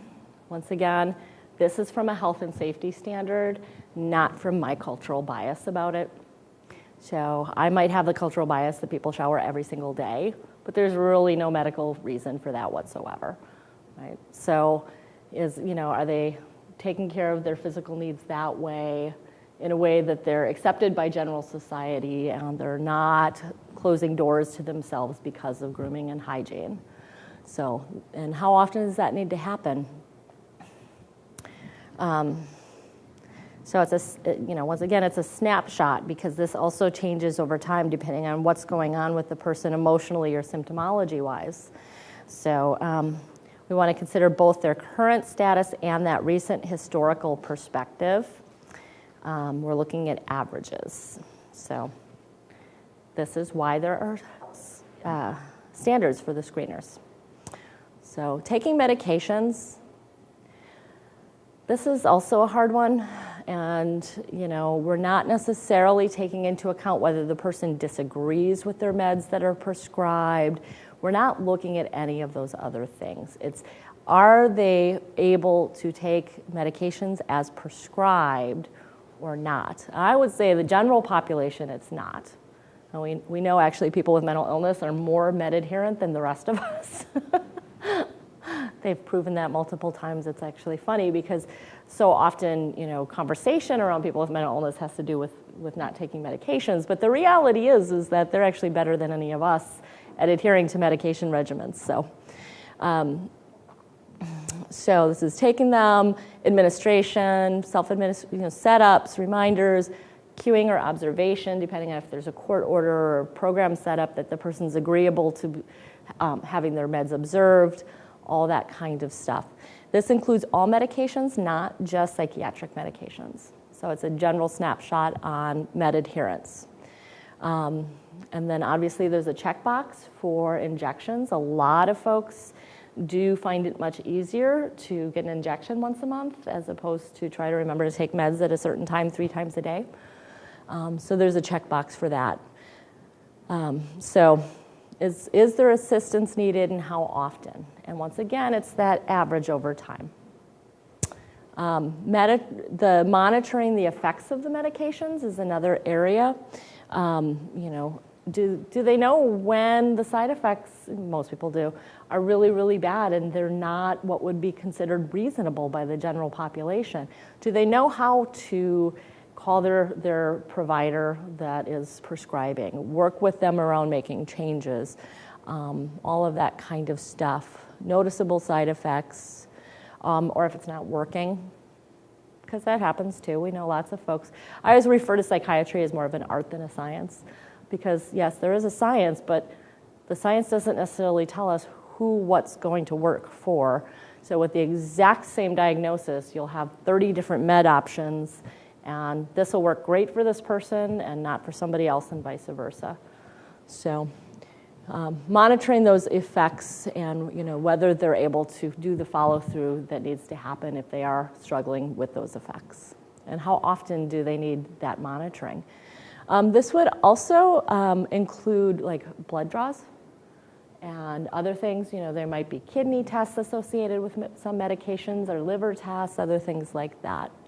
So that does need to be assisted.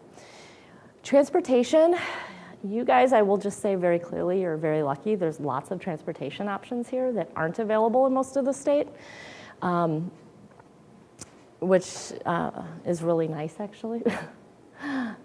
The majority of the state does not have a public bus system. But does the person drive? Are they able to arrange for medical transport if they need to do that for an appointment? Do they have a vehicle? Are there safety concerns for multitudes of reasons? There might be, medical conditions that say that they can't drive, even if they had a license, they can no longer drive because of, a seizure or other things like that. Or, my personal favorite is I work with a number of consumers who still have their driver's license, but because of their symptoms, it's terrifying to drive. And so we also capture that. So they don't drive, but they could, but they choose not to. So I have one gentleman that I support who struggles with a lot of visual hallucinations. And so when he drives, there's a lot of stuff darting at him that he has a really hard time not reacting to. So he's just decided not to do it.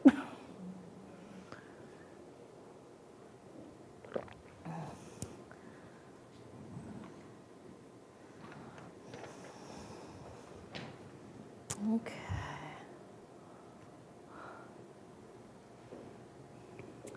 The physical assistance thing, I cannot strive enough that it is physical assistance.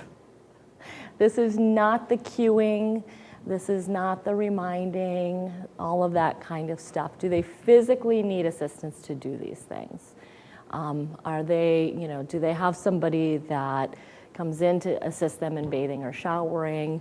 Do they need that dressing? Do they, there's certain illnesses that make it very hard with your hands to be able to do some basic tasks, so physically. And then it's check all that apply for that. And once again, notes are really, really important. So in this case, he is physically capable of performing all these tasks. So we're going to call him independent. But the reality is that due to a psychiatric history and institutional care history, he doesn't do it. Okay? He's still independent on the physical scale. But we do want to make sure to add that note in to the screen of that it is still a need, even though it's not a physical need.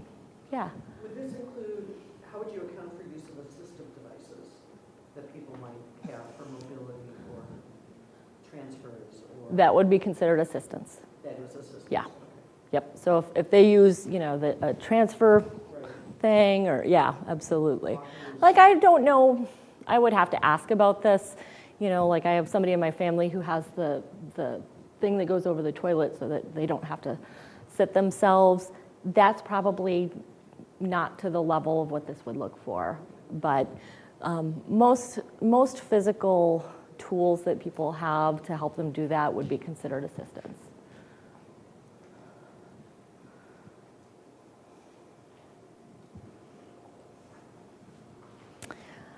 Oh, so now we're going to get into the really more complex and challenging stuff, which is the crisis situations. We'll talk about risk factors and all of that. So that's really more complex than the earlier stuff. The earlier stuff tends to be yes or no. It's pretty easy to tell whether they need assistance in dressing. It's not always as easy to tell some of these categories. So, again, your looking at history, collateral contacts, and your own expertise are really critical to this area because it is a little gray. It can be a major challenge. So let's delve into the world of crisis.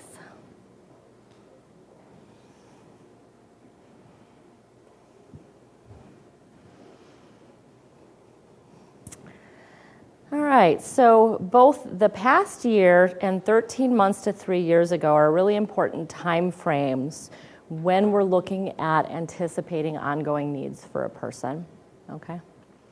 It allows for greater recognition of the serious issues that may have occurred more than 1 year ago, as well as things that are going on currently. The time frame brings in that historical perspective of what their needs have been, while still crediting the person with more of a recent recovery experience, right? So maybe 3 years ago, there was all kinds of crisis going on, but really they've started working with some great providers, maybe a great peer support person, and they've really made some great changes in their lives. So we don't want to judge people just on what they used to look like, but it is still important that they've got this history and it's played a significant role in their life. So we want to kind of capture both. So first we look at emergency rooms, not just for an ED, so that's an important thing. Crisis intervention, not just over the phone, so physically there's crisis intervention that gets involved, or detox units. So those are kind of the 3 areas in there all kind of lumped together. I will say, and I don't think you guys have this technically here yet, but you probably will just because it's Milwaukee and you guys do some amazing, innovative stuff. Peer run respite should be counted as a hospital diversion. So that's kind of the judgment call that I've made in terms of how peer run respite rolls into the screen. I do know you guys have crisis stabilization programs that are staffed by peers. That would also be a hospital diversion crisis service. So not all respite stays are diverting a person from a hospital setting. It's really a crisis prevention service. But yeah, so we're looking at it as an alternative or crisis diversion. Emergency detention, that should be checked for any emergency detention, whether or not a judge dismisses the case during the probable cause hearing. So that's like one of those little areas that gets a little strange. And we all know it depends on the judge and what they had for breakfast that day and if their stomach's growling or not sometimes. And so if they've experienced an emergency detention that was later taken away by the judge, we would still count it in the screen because they were under an emergency detention in that time frame. Okay? An ongoing emergency detention, how many of you have experienced those? Just keep, extending it out and out and out. It's not really an ED anymore at that point. It would be a court order because it's an emergency detention that a judge is extending, and they're just not doing whatever the process needs to be done for the 51 or other legal areas. So if it's a multiple extended ED, we would count that as a court order, not as an ED. Now, the first time they got the ED, before it got extended, that one would count. So there's like all these little nuances with some of this stuff, and I find this to be the most confusing section, so we'll just kind of talk through some of it. What do you think happens if a person goes inpatient in a psychiatric unit and they're there for 6 months?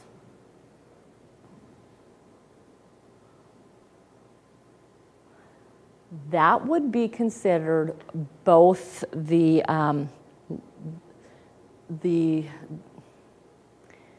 time frame. I'm just trying to, sorry, I confused myself. If the person was admitted over a year ago and is still there, it would be both past year and 13 months to 3 years ago, okay? So if a person goes to jail and they're there for over a year, what would that be? Would that still be the same 13 months to 3 years ago and within the last year? No, it wouldn't be, which is very strange, I know. But the difference being is in a clinical setting like a hospital, there's constant assessment that is keeping them there. So there's new or updated needs. There's, I hate the word behaviors, but there's behaviors that are creating the situation where they're staying in that hospital setting. Jail or prison, you get a sentence, so it's a defined period of time. So it's not like you get out of jail because you're not doing whatever today. So in the case of a jail or prison setting, it would be just when the original order was put place, okay? But in a hospital setting or in a crisis scenario, it's being constantly reassessed, so it is different.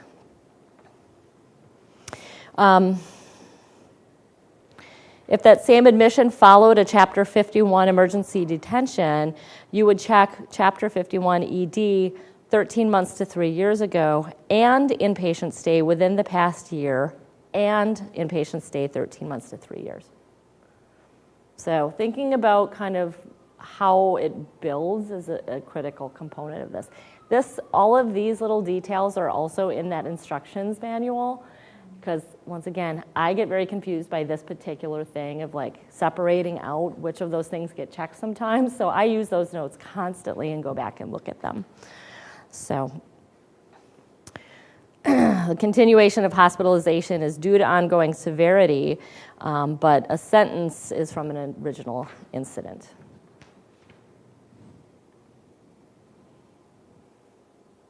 Are there any questions on this page?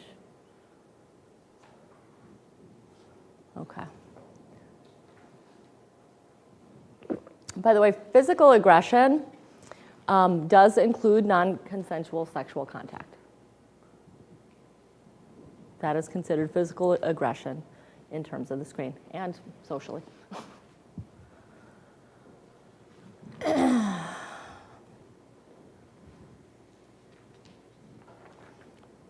Verbal aggression, though, is not necessarily captured in the same area. One of the areas to be thoughtful of, am I on the right page? Hold on a second. Yes. Torturing or killing animals is one of those areas that can be very culturally defined. If you're a vegan and you have a hunter that you're serving, you might see that as torture and killing of animals. But it's really kind of intended to look more at the ritualized harm or to harm a person through that behavior, okay? So it's not, we have to be careful with that cultural bias when it comes to some of those areas. So if it's rage, punishment, any of that. Some people see farming as torture, actually. Also, with the physical aggression has resulted in the injured person being hospitalized, that does not include an emergency room visit. It's only when somebody's actually admitted due to the severity of injuries, right? So that's really subtle, but it's important because those are, it's really looking at that extreme violent behavior and what that looks like and what those results are. So it's pretty narrow. Correctional system involvement does not include interactions with the police or tickets.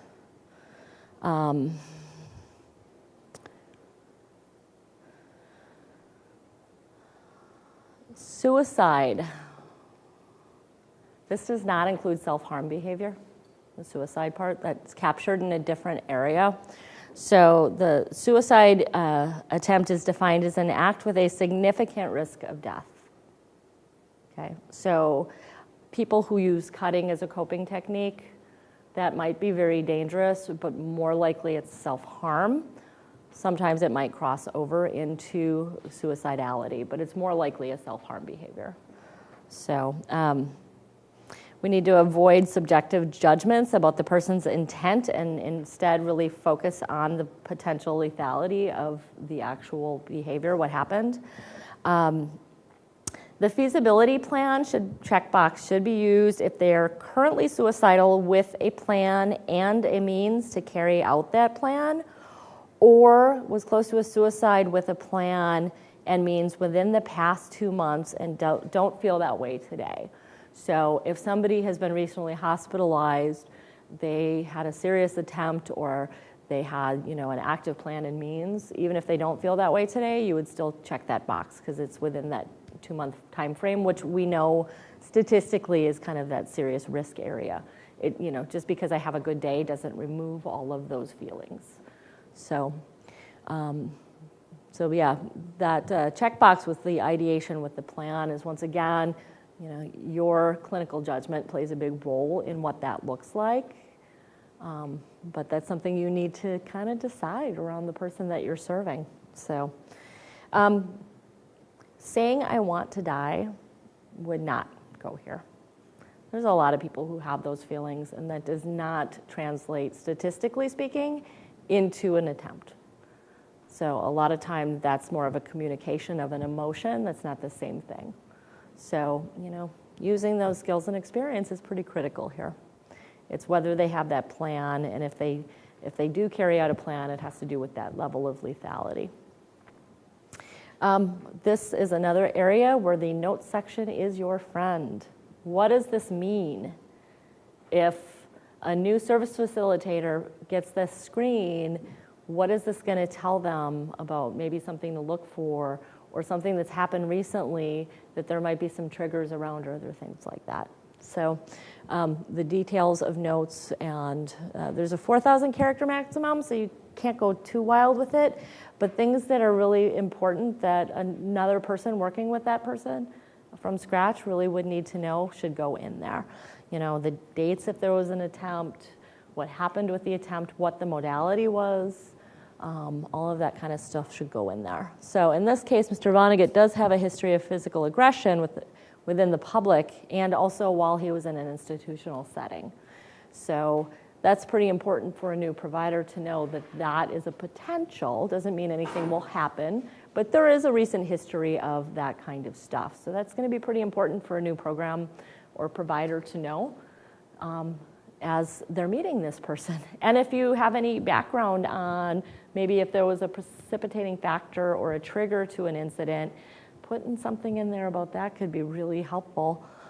Having a note of, when he's displaying frustration, if you touch him, it's likely to push him over into becoming physical would be really helpful to know.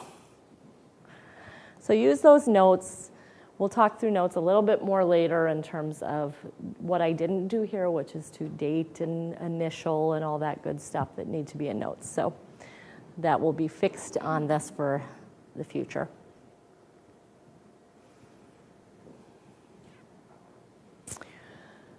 So we're going to start talking about risk factors.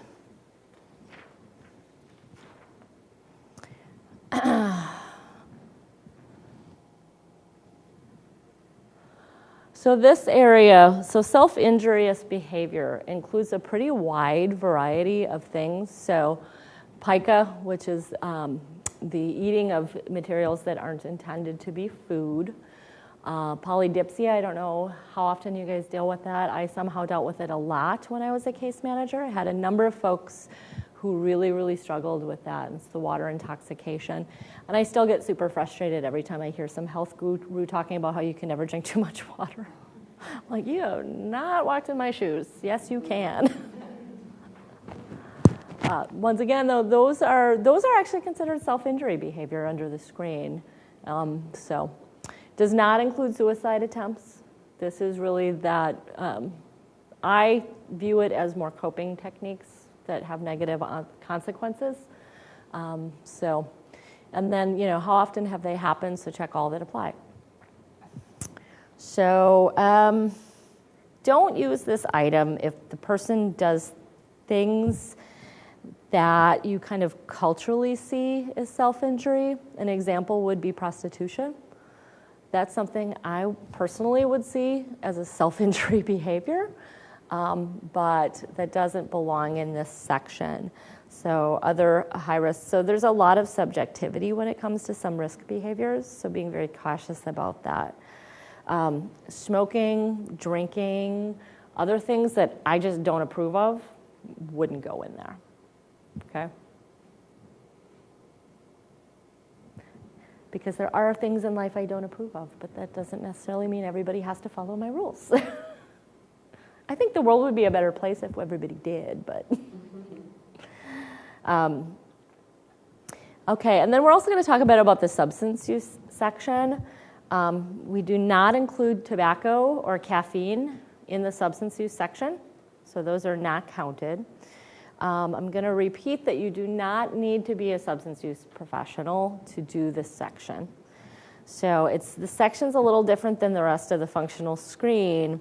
The rest of the screen really looks at what assistance the person needs from others to be able to live their lives. And this screen is really looking at outcomes and consequences of substance use.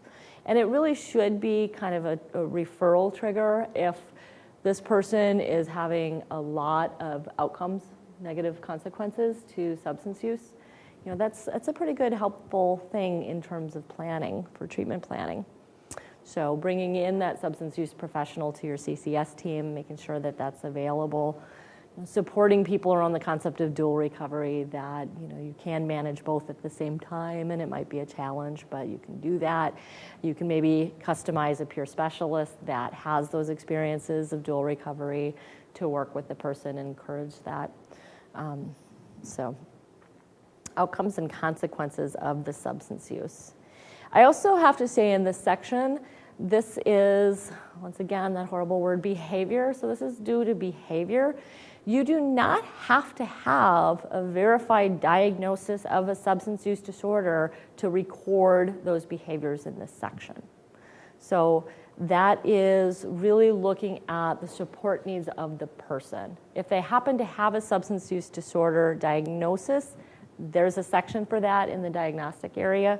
But even if there is none, and this is a concern for you seeing the person or the person themselves, go ahead and do these.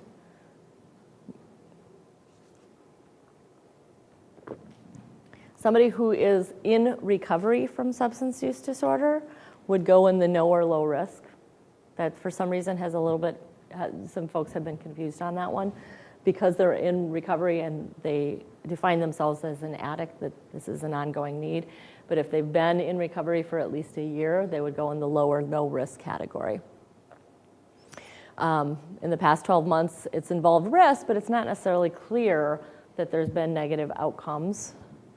And then the significant negative consequences is the third area. So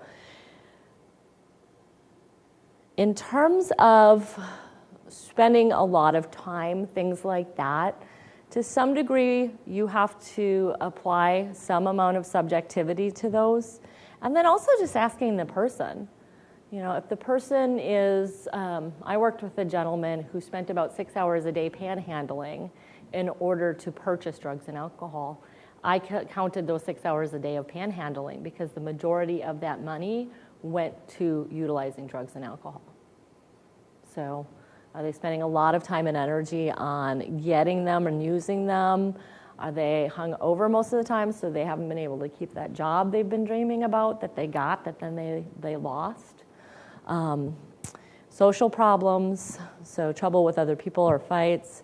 The fact that they want to think about recovery from substance use or treatment because it's really impacting a lot of different areas of their lives and it didn't used to. So, and then withdrawal symptoms, so that one's a little more clear cut, but yeah, are they experiencing withdrawal? Because that's a pretty significant sign that at least some conversation needs to happen around substances and what kind of impact are they having on that person's life.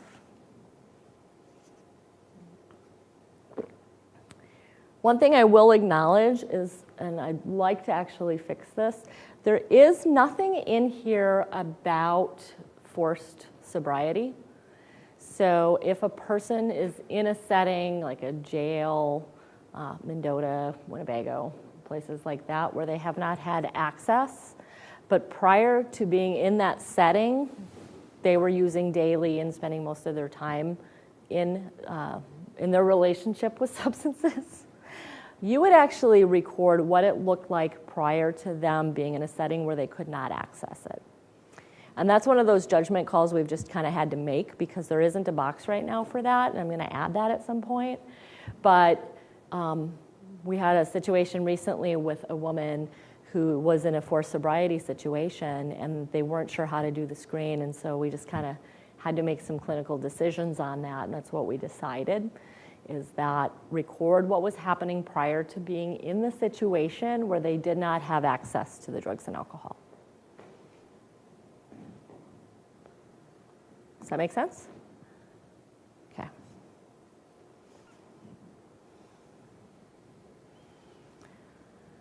Oh, diagnoses.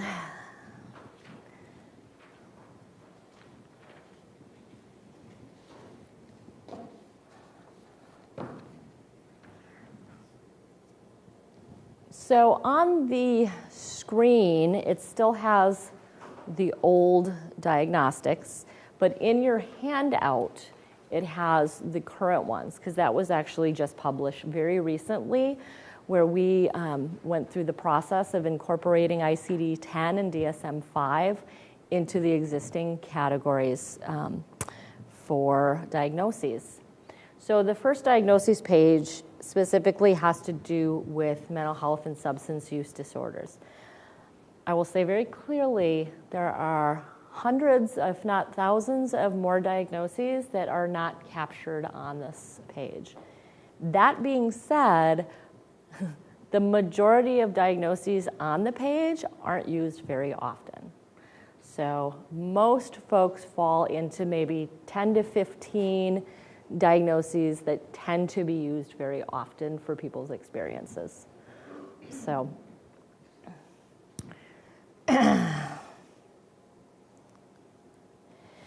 a main point is that a diagnosis of a mental health or substance use disorder is a required component for eligibility for most of these programs, right? And those are defined in the different administrative rules, which at your leisure, you're more than welcome to look up.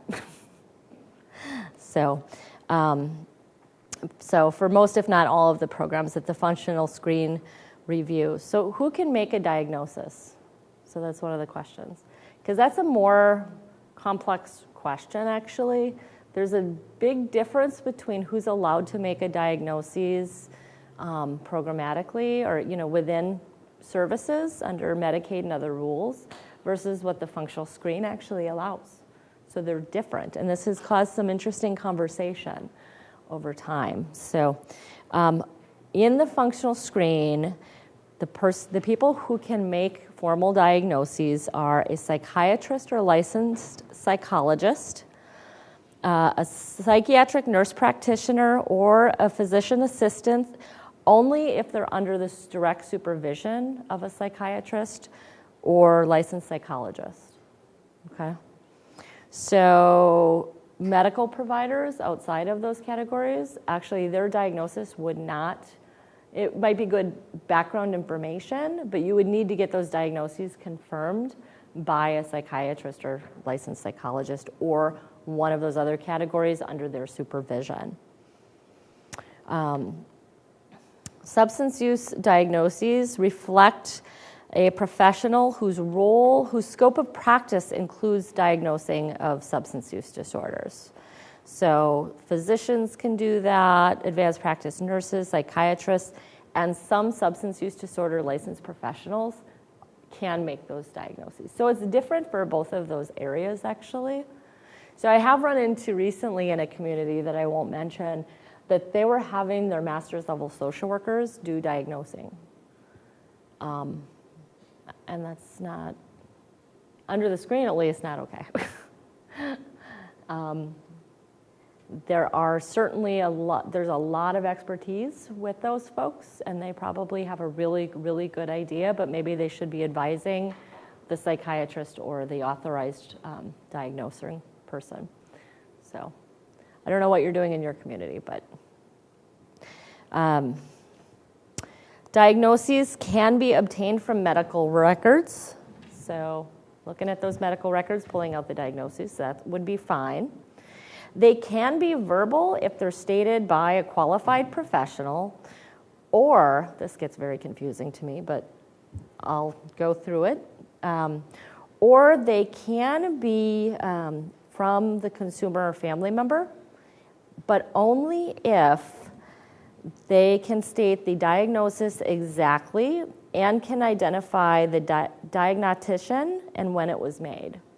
So if somebody says to me, I have OCD, I can't find any medical records on this person, and they can tell me what type of OCD they have, and that Dr. Jones out in California gave me that diagnosis on March 12th, 2014, I actually I can use that in the functional screen. A lot of folks, that's a challenge to do. I can't remember half of my stuff myself. So, but we can take it directly from the consumer and family member if it meets those qualifiers. Of course, when people are engaged in programs, we're going to hope that their diagnosis is verified and updated by the right person. So we also know that people living with mental illness and addictions can receive more diagnoses than you could ever count in your entire life, depending on who they're seeing, kind of what their focus is, and honestly as well, what's kind of hip at the moment, right? So there's trends in diagnostics that happen. You know, there was a while there where every single female had certain diagnoses of personality disorders, and there's been trends where, you know, African American males tend to get the schizophrenia diagnosis even when they're experiencing the same symptoms as a Caucasian male next to them, and one person gets a bipolar illness diagnosis and the other person gets a schizophrenia diagnosis. So there's lots of trends that can happen, and people's diagnoses are changed constantly. So what we'd like is that the most recent diagnosis is what actually gets recorded, right? If there's a diagnosis in the file that you truly, as the clinician, do not believe is accurate for this individual, that probably you know if you're making that kind of judgment call, don't check it then. And then get it verified by a diagnoser, somebody who's got that authority. So we know that mistakes happen. We know that people are misdiagnosed all the time, and that, you know, that person is going to also share their experiences. So maybe they were diagnosed with schizophrenia, they completely disagree with that diagnosis, and they were on meds for it for 2 years that had very little, if any, impact. It's probably worth ruling out, taking a look at whether that's accurate or not. So use the most recent diagnosis. Check only the most recent, especially if earlier ones don't seem applicable to you. If in doubt, check everything that you have in the records. That's okay. That's okay. Screeners are not expected to make those kinds of decisions, but their input is really valuable. As a case manager, back in the old days, 20 years ago, I just remember going into these psychiatrist appointments with people I was serving that I was seeing for hours a week, and I knew them really well, and I knew their families, and I knew what was going on with them. And then they get 15 minutes every 3 months with a psychiatrist who then does a diagnosis and prescribes medication. We need to honor the fact that the support staff actually know people pretty darn well, and that your input is really critical to psychiatrists or other provider types to be able to do their job, because they're very limited in how they can get to know somebody and their experiences. And you actually see people's side effects. You have that history more likely, so you're able to see whether there's a positive impact of a new medication or not. And so, bringing that to light, honoring that is really important. So you're not expected to make those decisions diagnostically or med-wise, but I think your input's critical. So, if a record states history of or status post, it usually means that that diagnosis has been formally removed. It's just in there for the record, so don't use that. So are there any questions around this? This can be one of those areas that gets a little complex, and especially with a lot of history and records and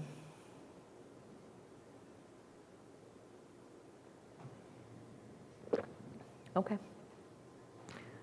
I'll just remind folks again, if you're ever hung up on any of things, talk to Tamara, talk to other screen leads here, or call me. Yeah. So going back to the diagnoses, because your screen is looking at a 3-year period, are you looking for a diagnosis from a medical record that is from the past 3 years? Only if it's still applicable.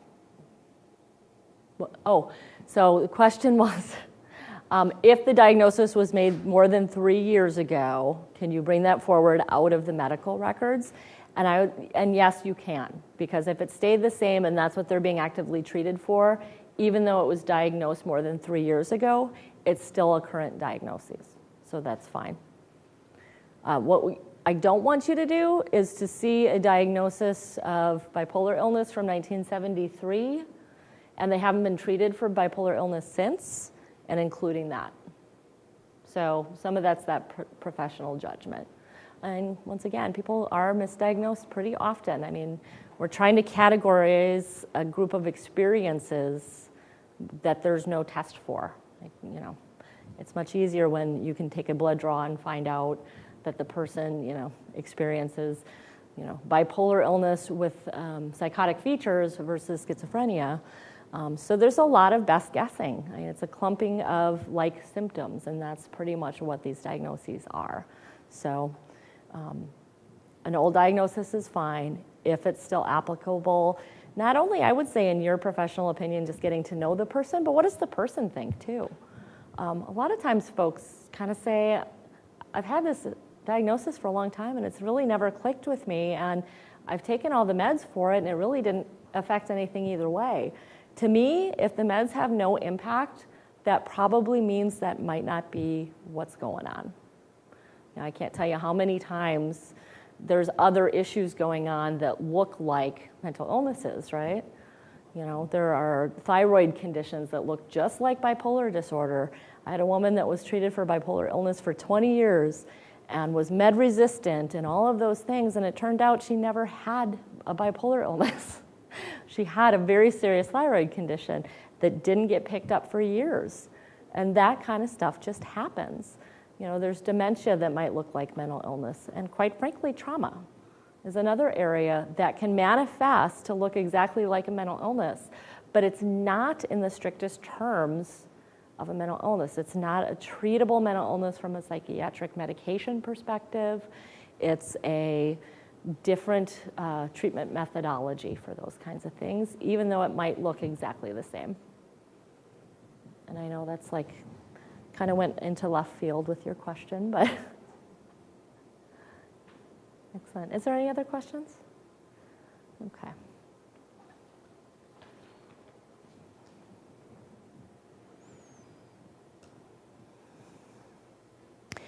Other diagnoses are actually important. Other diagnoses are not built into the logic model that assigns levels of eligibility, but they are really critical to another provider that might be serving somebody, and also from a data perspective of establishing cases for funding allocations or other things. We work with folks who tend to have a lot of physical health concerns as well, some of which might be caused by some of their treatments for their mental health issues. So there's, certain folks with certain med categories, diabetes is a side effect of the medications. Severe weight gain. I have worked with so many folks who went on a new medication and with no change to their diet or lifestyle put on 60 pounds in 3 months, which can then trigger diabetes and other complications. So we do want to look at those other diagnoses as they relate to the person, because we're really looking more at the whole person and kind of honoring the fact that there's other components that have an impact on our mental health. Not necessarily our mental illness, although sometimes, but definitely on our mental health, right? So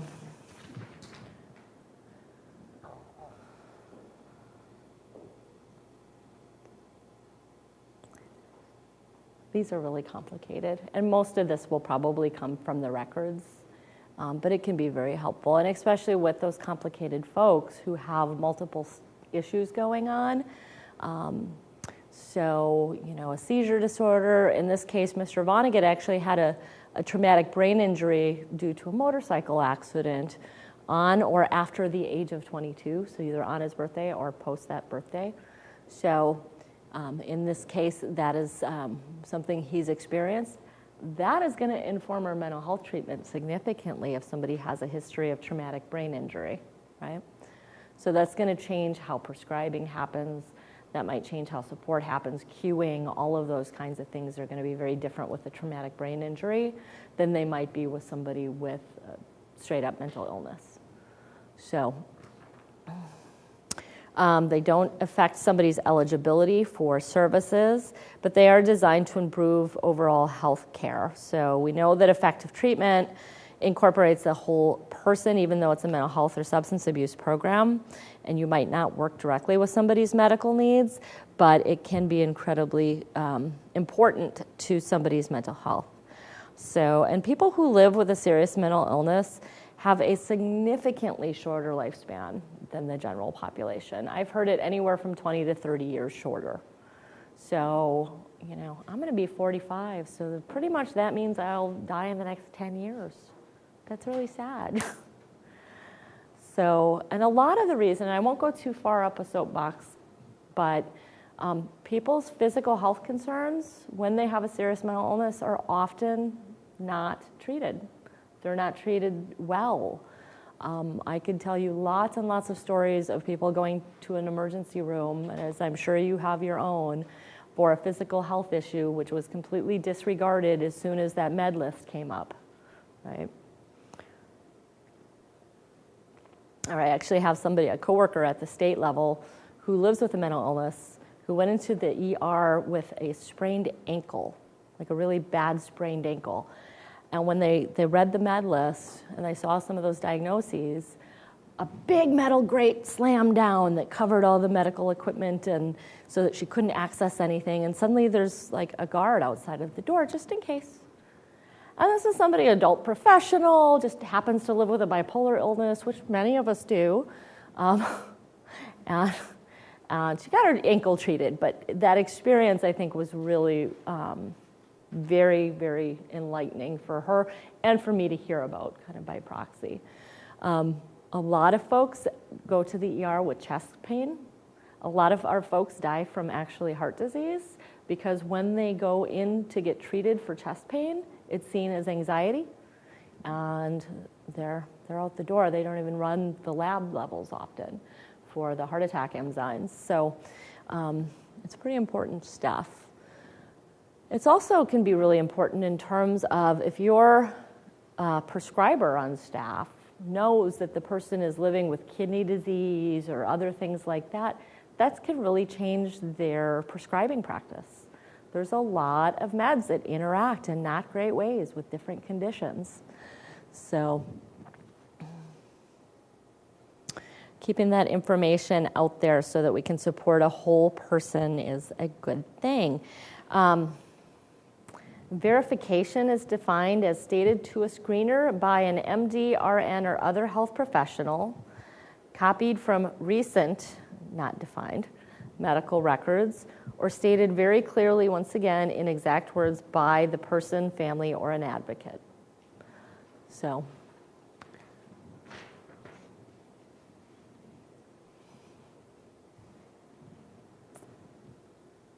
it's amazing to me how some diagnoses tend to go with things. I'm seeing a lot of folks with seizure disorders all of a sudden who have bipolar illness.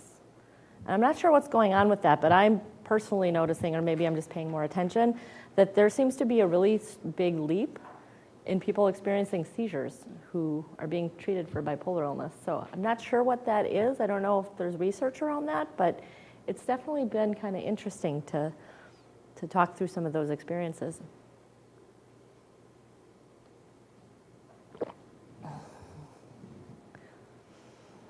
So we're going to talk a little bit about screen completion. So screen completion date is defined as the date where you have all of the information inputted, which is not necessarily the same date that you're going to calculate eligibility. That's why they're collected separately. So it's the date that all the sections are complete. The note sections should reflect a summary. This note section should reflect a summary of that person's goals and motivations. Notes are important in all of the categories to use the notes because this should be a living kind of document in history. And it's also nice to look back and you can really see somebody's recovery path over the years if they're having the screen done annually and what's been changing with them. And you can do that with the person even. It's taking a look at some of that. Remember where you were 10 years ago. Let's think back onto some of that. So it can be really helpful that way as well. So you always want to ask yourself if this person showed up in your office, what might be helpful to know when you're serving them. So if it's somebody brand new to you and they've had a screen before, what kind of information would really be helpful to that next person?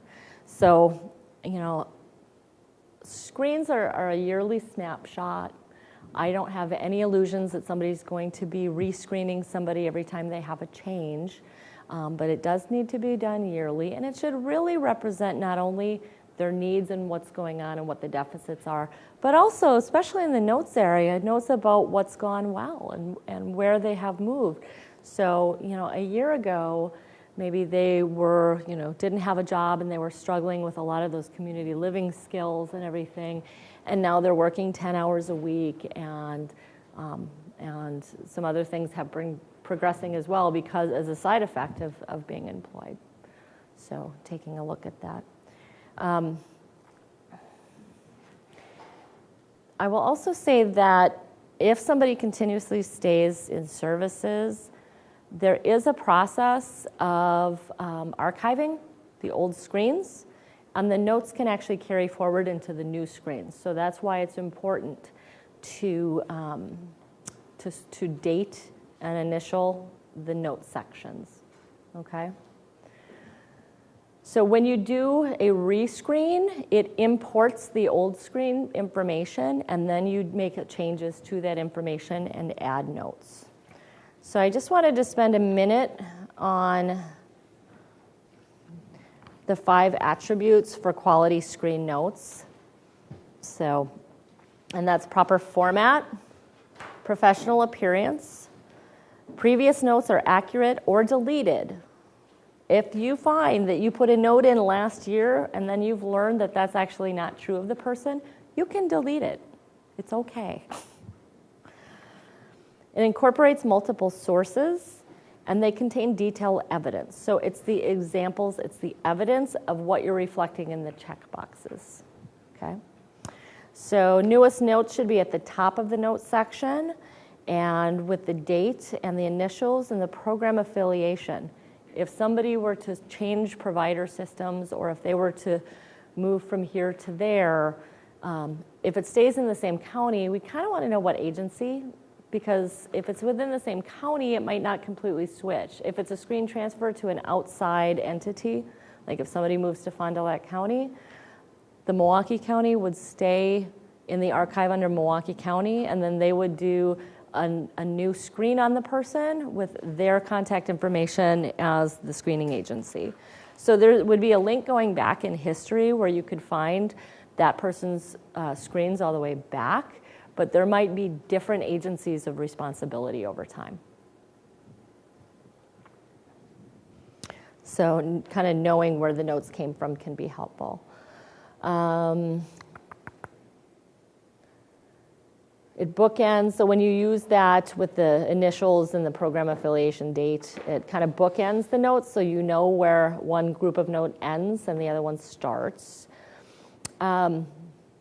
Notes should reflect a professional, legal, and court-ready document, because if somebody is asked to leave services, they could challenge that, right? So what are your notes and what does your screen look like if somebody were to review it from the court system, okay? And I can say from experience, because I did have one of those situations with COP and waiver, where somebody challenged one of the decisions that was made in the waiver program, and it went in front of an administrative law judge, and the screen was one of the things that they reviewed in looking at that. So being thoughtful that the comments that I'm making are accurate and they're not subjective as much as possible, and they're concise and professional is very helpful. Spell correctly, please. That happens a lot. If you're using an acronym, which I completely get, but if the reader doesn't use that acronym the same way, my favorite example is CPS. I do tons of work around CPS, Certified Peer Specialist. But when I'm talking to somebody from the kids system and I say CPS, it means something very, very different. And often there's like a gut level response to that acronym. So be careful when you're using acronyms that it's either truly common across systems, because if somebody moves into another system of care, they might use your screen to look at that history. And if you say CPS in the adult world, that might mean something different to the reader. So making sure that previous notes, so inaccurate, irrelevant, unprofessional, or no longer applicable notes can be deleted from the functional screen. That is fine, because there's that archived version as well. So if you delete it from a rescreen, it will stay on the archived version if you ever need to look back at that. But you don't necessarily want a note in the screen that you're doing in 2015 that was from 2010 that had some really intensive stuff that just doesn't apply to the person anymore, right? So you can take that off and it stays in that archived version. Every note must support or give evidence of the current functional abilities of the individual. Like I said, they're always in the history anyway. They can stay on there, though, if they continue to be pertinent. So if you're doing a rescreen and there's a comment from 3 years ago about a situation that has reoccurred, you can leave that original one in there as long as that stays dated and you know that it's history. But that way, if Tamara picks up a consumer that I've been working with and the notes from a really intensive situation were all deleted because they're from 4 years ago, and the person starts repeating some of those patterns, you might want to leave that one in there. That's okay. So kind of being thoughtful about what to keep in the notes section over time and what you can get rid of, because there's a lot that's no longer applicable. You want to always incorporate multiple sources where you can. So collateral sources are really important to the functional screen process. Sources might include the person, so their current or their history, their self-report history, what they have to say about all of this.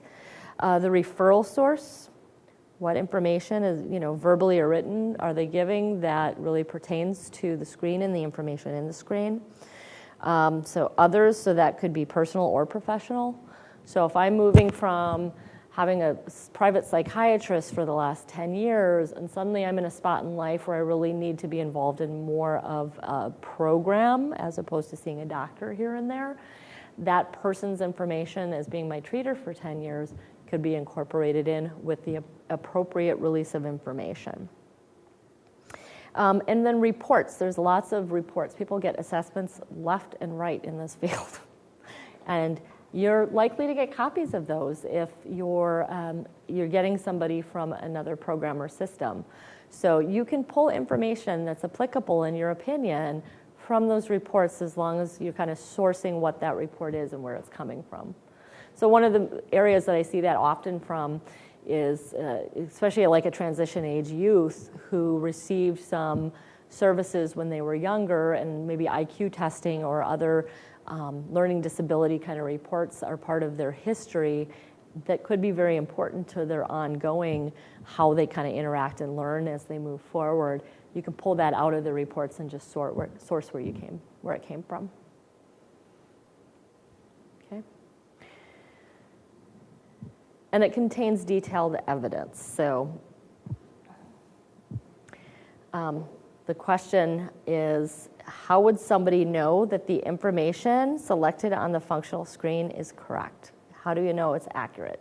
So having something in that descriptive area that's supporting the things that you're checking in the boxes. People don't fit into boxes very well. We're trying to make them fit into boxes. It's really awkward. So having at least that bigger box where you can add some information can really be helpful. Who, what, where, when, why, with specific examples and content. And especially when you're talking about the crisis situations and the risk behavior situations, having that in there is really critical. If I'm new to working with somebody and that person comes to my office and says, I feel like I want to die, and I have some of the records and I find out that this is kind of part of the person's way of coping, is having those feelings and vocalizing those feelings, but the last provider worked with the person for 8 years and they never had an attempt. That's going to tell me a lot on how to approach that situation. Okay. So, okay.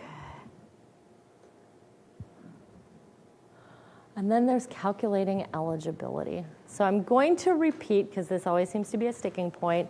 It's a level of care eligibility sequence. So anything that they are screening positive for, they will automatically screen positive for the lower levels of care than that. So it tells you who the screener's name is and who it was entered by, because those, depending on your setup of your agency, could be different people. The agency assigned, so who's calculating is part of that assigned agency. When eligibility was determined on. So this will tell you the level of care for this individual. So Mr. Vonnegut, based on the information that I entered into this screen as the test case, screened positive for CRS, CCS, COP level 3, CSP. Not to long-term care, because there wasn't a whole lot of physical issues going on, but it looks like there is some issues potentially around substance use, so that's coming up as positive. So this person, I would look at this clinically and say, my first step would be to look at CCS for this person, because CCS incorporates a lot of that substance use disorder treatment possibilities or supports as part of that. CRS might work for the person. So at that point, when they're eligible for so many different things, really working with them and trying to figure out what is the right programmatic match, right? And at that point, this functional screen is going to be very helpful with a clinical assessment, because it's like half of it already with the screen. I will say that there's been folks who've really looked at this and said, well, in all honesty, this feels a whole lot like an assessment, but it's really not. It's very focused on specific things. It doesn't get into the shades of gray and nuances, but this would be a great start in informing an assessment process. So this is a first step of eligibility.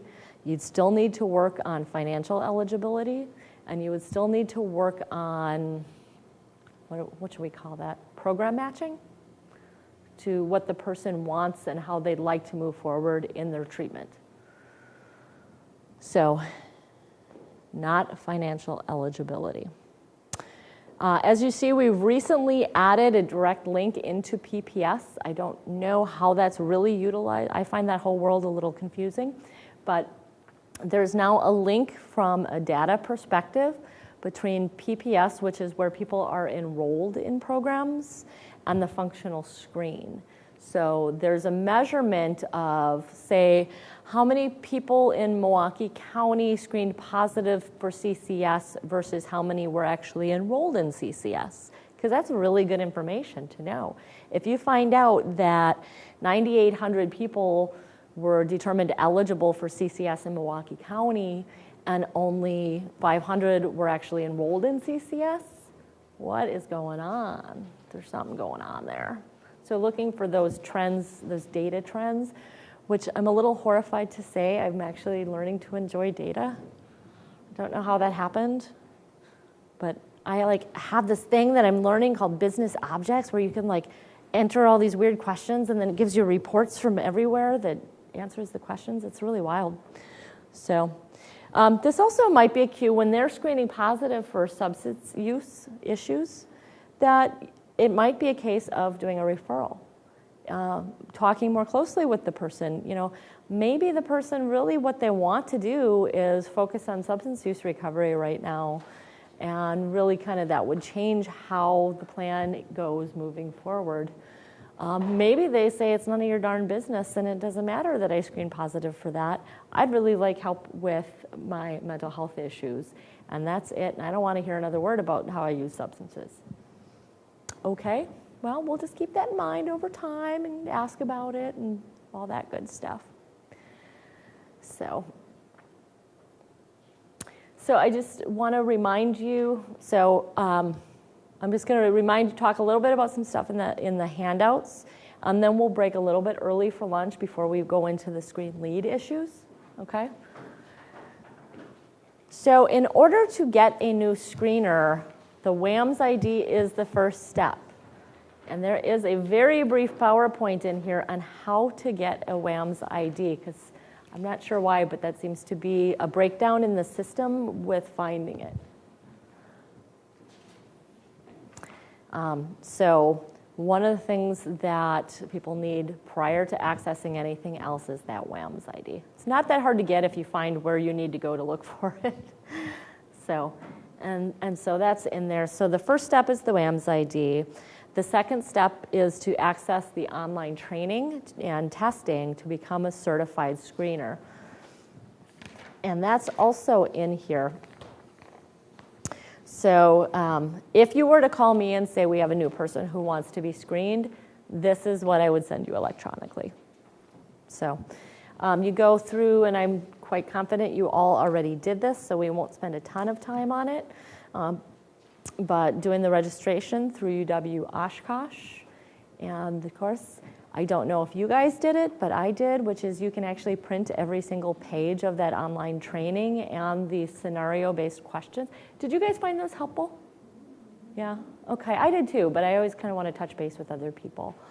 I think that, I have to give credit to the person before me, because they actually did a pretty good job of being recovery-oriented in something that's designed to be functionally deficit-based. I really kind of felt like there was some really good strengths in that from the person who did it prior to me.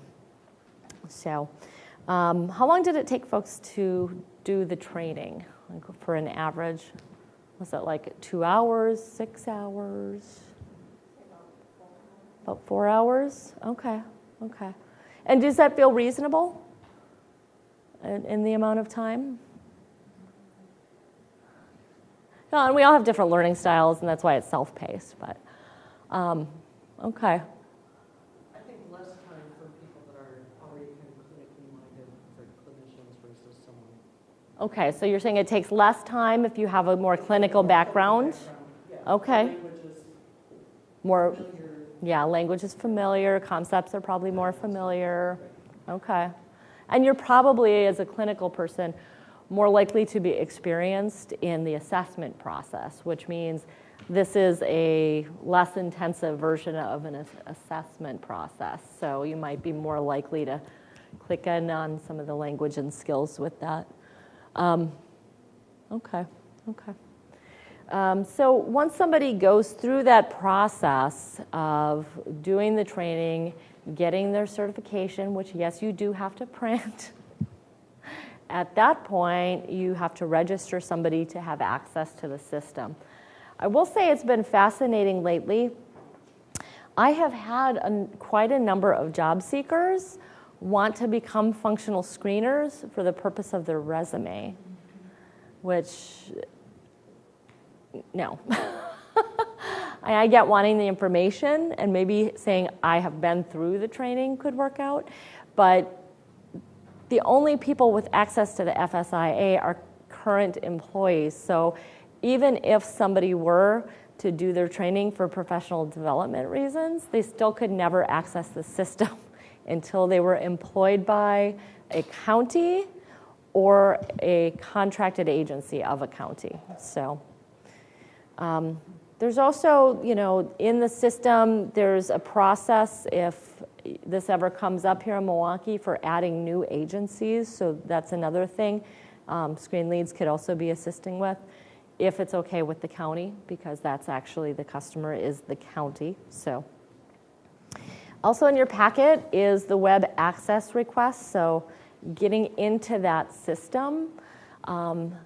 There is right now no official list of signatures authorized. So I really count on Tamara to tell me yes or no if somebody should or shouldn't be approved or not. So this all goes through our DHS help desk, and they presume that there's been some communication and that that's all fine and everything from their perspective. So if there's ever any questions, they would contact me, and then I would contact you guys to find out if somebody should be approved or not. So that's just kind of the process. So we'll talk a little bit after lunch about kind of what does it look like when there's new screeners, what are some of the things that can be done to support new screeners and to increase that inter-rater reliability, because that's a lot of what we're talking about here really, is how do you get that mindset of if I had 5 screeners in the room, would we all answer this the same way or very close to the same way? So that's a really important mindset, because it's really easy to kind of go into your own head and how you think about things.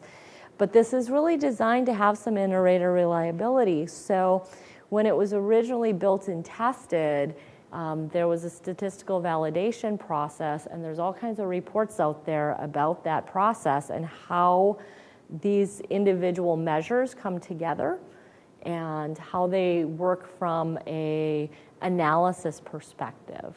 So if you ever have any questions about some of that, I'd once again love to hear it. So I think we're going to go ahead and break for lunch, and then we'll come back and talk more about Screen Lead and that responsibility and what that looks like and what you can do with it and what you should do with it, and go from there. So is there any questions before we go eat something? No? Okay. All right, welcome back, everybody. I hope you had a great lunch and got some relaxation and probably a couple cell phone calls in, because that's just how we all roll. So we wanted to start off with some question and answers and kind of delve into some stuff before we move on to the Screen Lead responsibilities and start exploring that a little bit. So one question I got is, judge orders someone to follow all conditions of probation and parole orders for treatment, right? So unless there's a specific court order to treatment, it doesn't matter, because he can say, I want you to follow the conditions of your probation parole, and that's not legally the same thing as a court order to treatment. So I would say in that case, it would be a no if he's saying, I want you to follow the conditions. That's not really a court order, that's more court guidance. And probably a very good idea, but it's not a court order from the specific legal standards. So that would be a no. So another question we had is in regards to the grooming and hygiene section.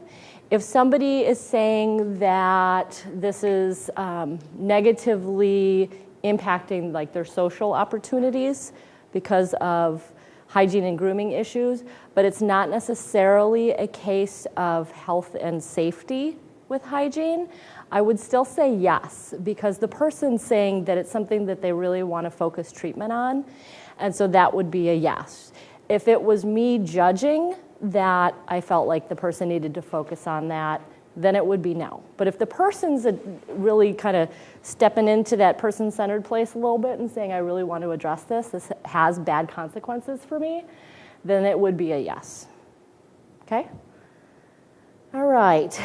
Then there was a question in the crisis section on the use of emergency rooms, crisis intervention, and the question was, how does that work with crisis phone calls? So the answer to that is the call itself would not be checked off as crisis intervention. But a lot of times, a crisis call might move into more of a crisis intervention strategy where there's more face-to-face contact or there is an alternative placement set up or other things like that. So that event would be, but the actual phone call itself would not be. So if it moves past that phone call into a different activity, it would be yes.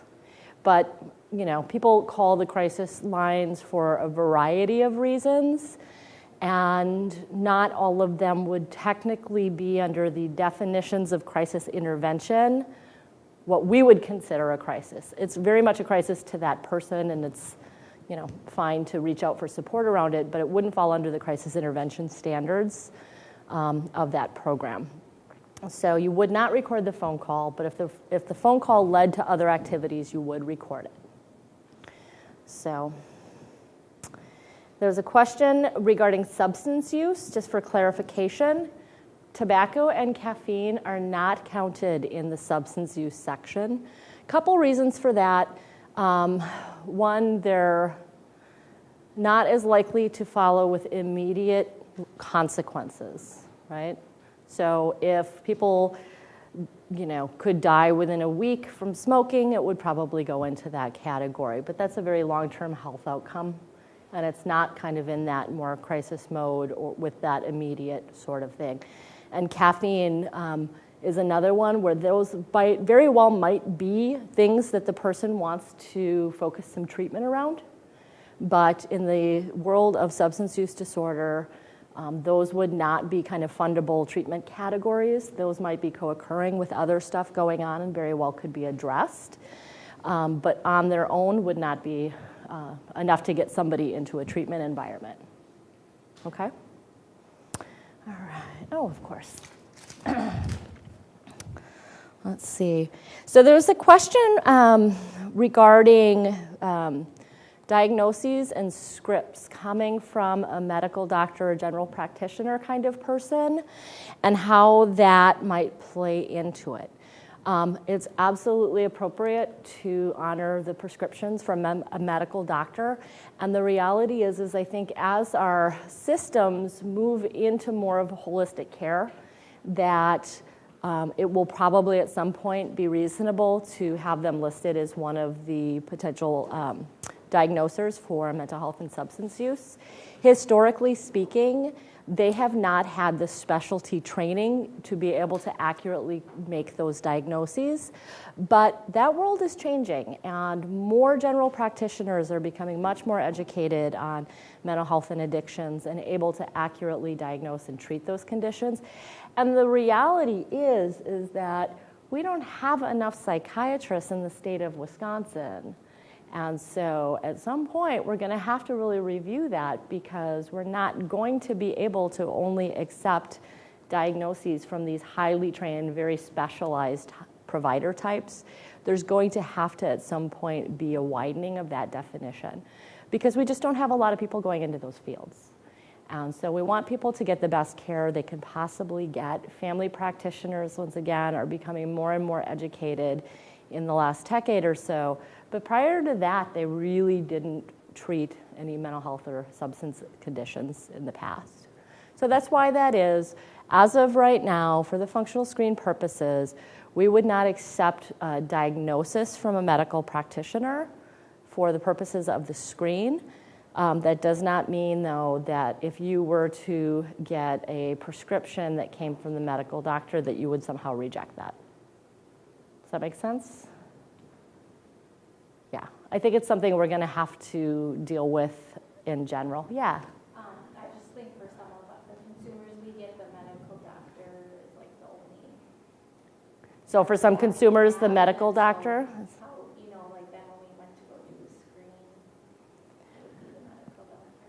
Yeah, you wouldn't be able to use that diagnosis on the screen, but what you could do is do like a presumptive diagnosis and then have it reviewed by your program psychiatrist or somebody from the county or something like that who can make those diagnoses. So I mean, it is a highly specialized field, but the reality is that it's widening. It's becoming less of a specialty, and I think that's a good thing. The idea of mind-body connection and the fact that the brain is not somehow separate than the rest of the body, because it's not. So I'm not sure what the question is here, but access PPS through the screen site. You can access some parts of PPS in terms of the screen site, but the PPS system is a very distinct and separate. They're linked. So there's stuff that can go back and forth data-wise. You could do some work around that. Counties can run their own reports from PPS and look at what has been entered there. You can do some crossover reports that pulls data from the functional screen system and the PPS system, but it's not the same system, but they do link in the background. Okay? Yeah? So just to follow up, then, is it recommended that we click here to create, add, update this individual in PPS? Should we do that or no? I wouldn't, no. Don't. No. That, is something you could do, but most counties have a specific structure around how they record PPS. So unless your county says to you, we want you to register enrollment under PPS, you wouldn't do it as screeners. And especially given the fact that you're doing the functional screen, which is kind of the first level of screening, there's still financial eligibility and there's still program matching before somebody gets enrolled. So the chances of a screener remembering that, I screened this person 2 months ago and now they're being enrolled in PPS, that responsibility lies in kind of a different content area. So the other question I have is, who do certificates get sent to and what happens once training is complete? So the certificate is automatically generated when you complete the online training, and you can print that and send it to whoever is appropriate within your structure. So all counties are a little different that way. Some people just have the supervisor of the program get a copy of that. Some bigger counties tend to have the super agency and then the contract agencies, in which case a copy might go to the lead screener at the county level to kind of keep track of all the certified people. I don't need a copy of it. That's more for your own records internally. I get a report of everybody who's taken the online training and what that looks like, and those questions you answer at the end of the online training, that all gets into a report that then goes out to us at the state level. So what happens once training is complete is that the person would already have their WAMS ID, they would finish their training, and then they would work with the screen lead or supervisor of the agency in which they're employed to do the web security request. So there's a copy of that in here, and that goes in, that gets signed off by a supervisor, and they cross-reference that with the training. And I can't remember if you're supposed to send in a copy of the certificate or not. Yeah, you are? Okay, it's been a long time since I've done that element. So a scanned or faxed copy of the training certificate is part of that process. At that point, you'll get back, you'll use your WAMS ID, And then you go in and kind of register on the system when you've been granted access to it and set up your password and everything. So as we know, it's a web-based system. You can access it from anywhere. You can access the web.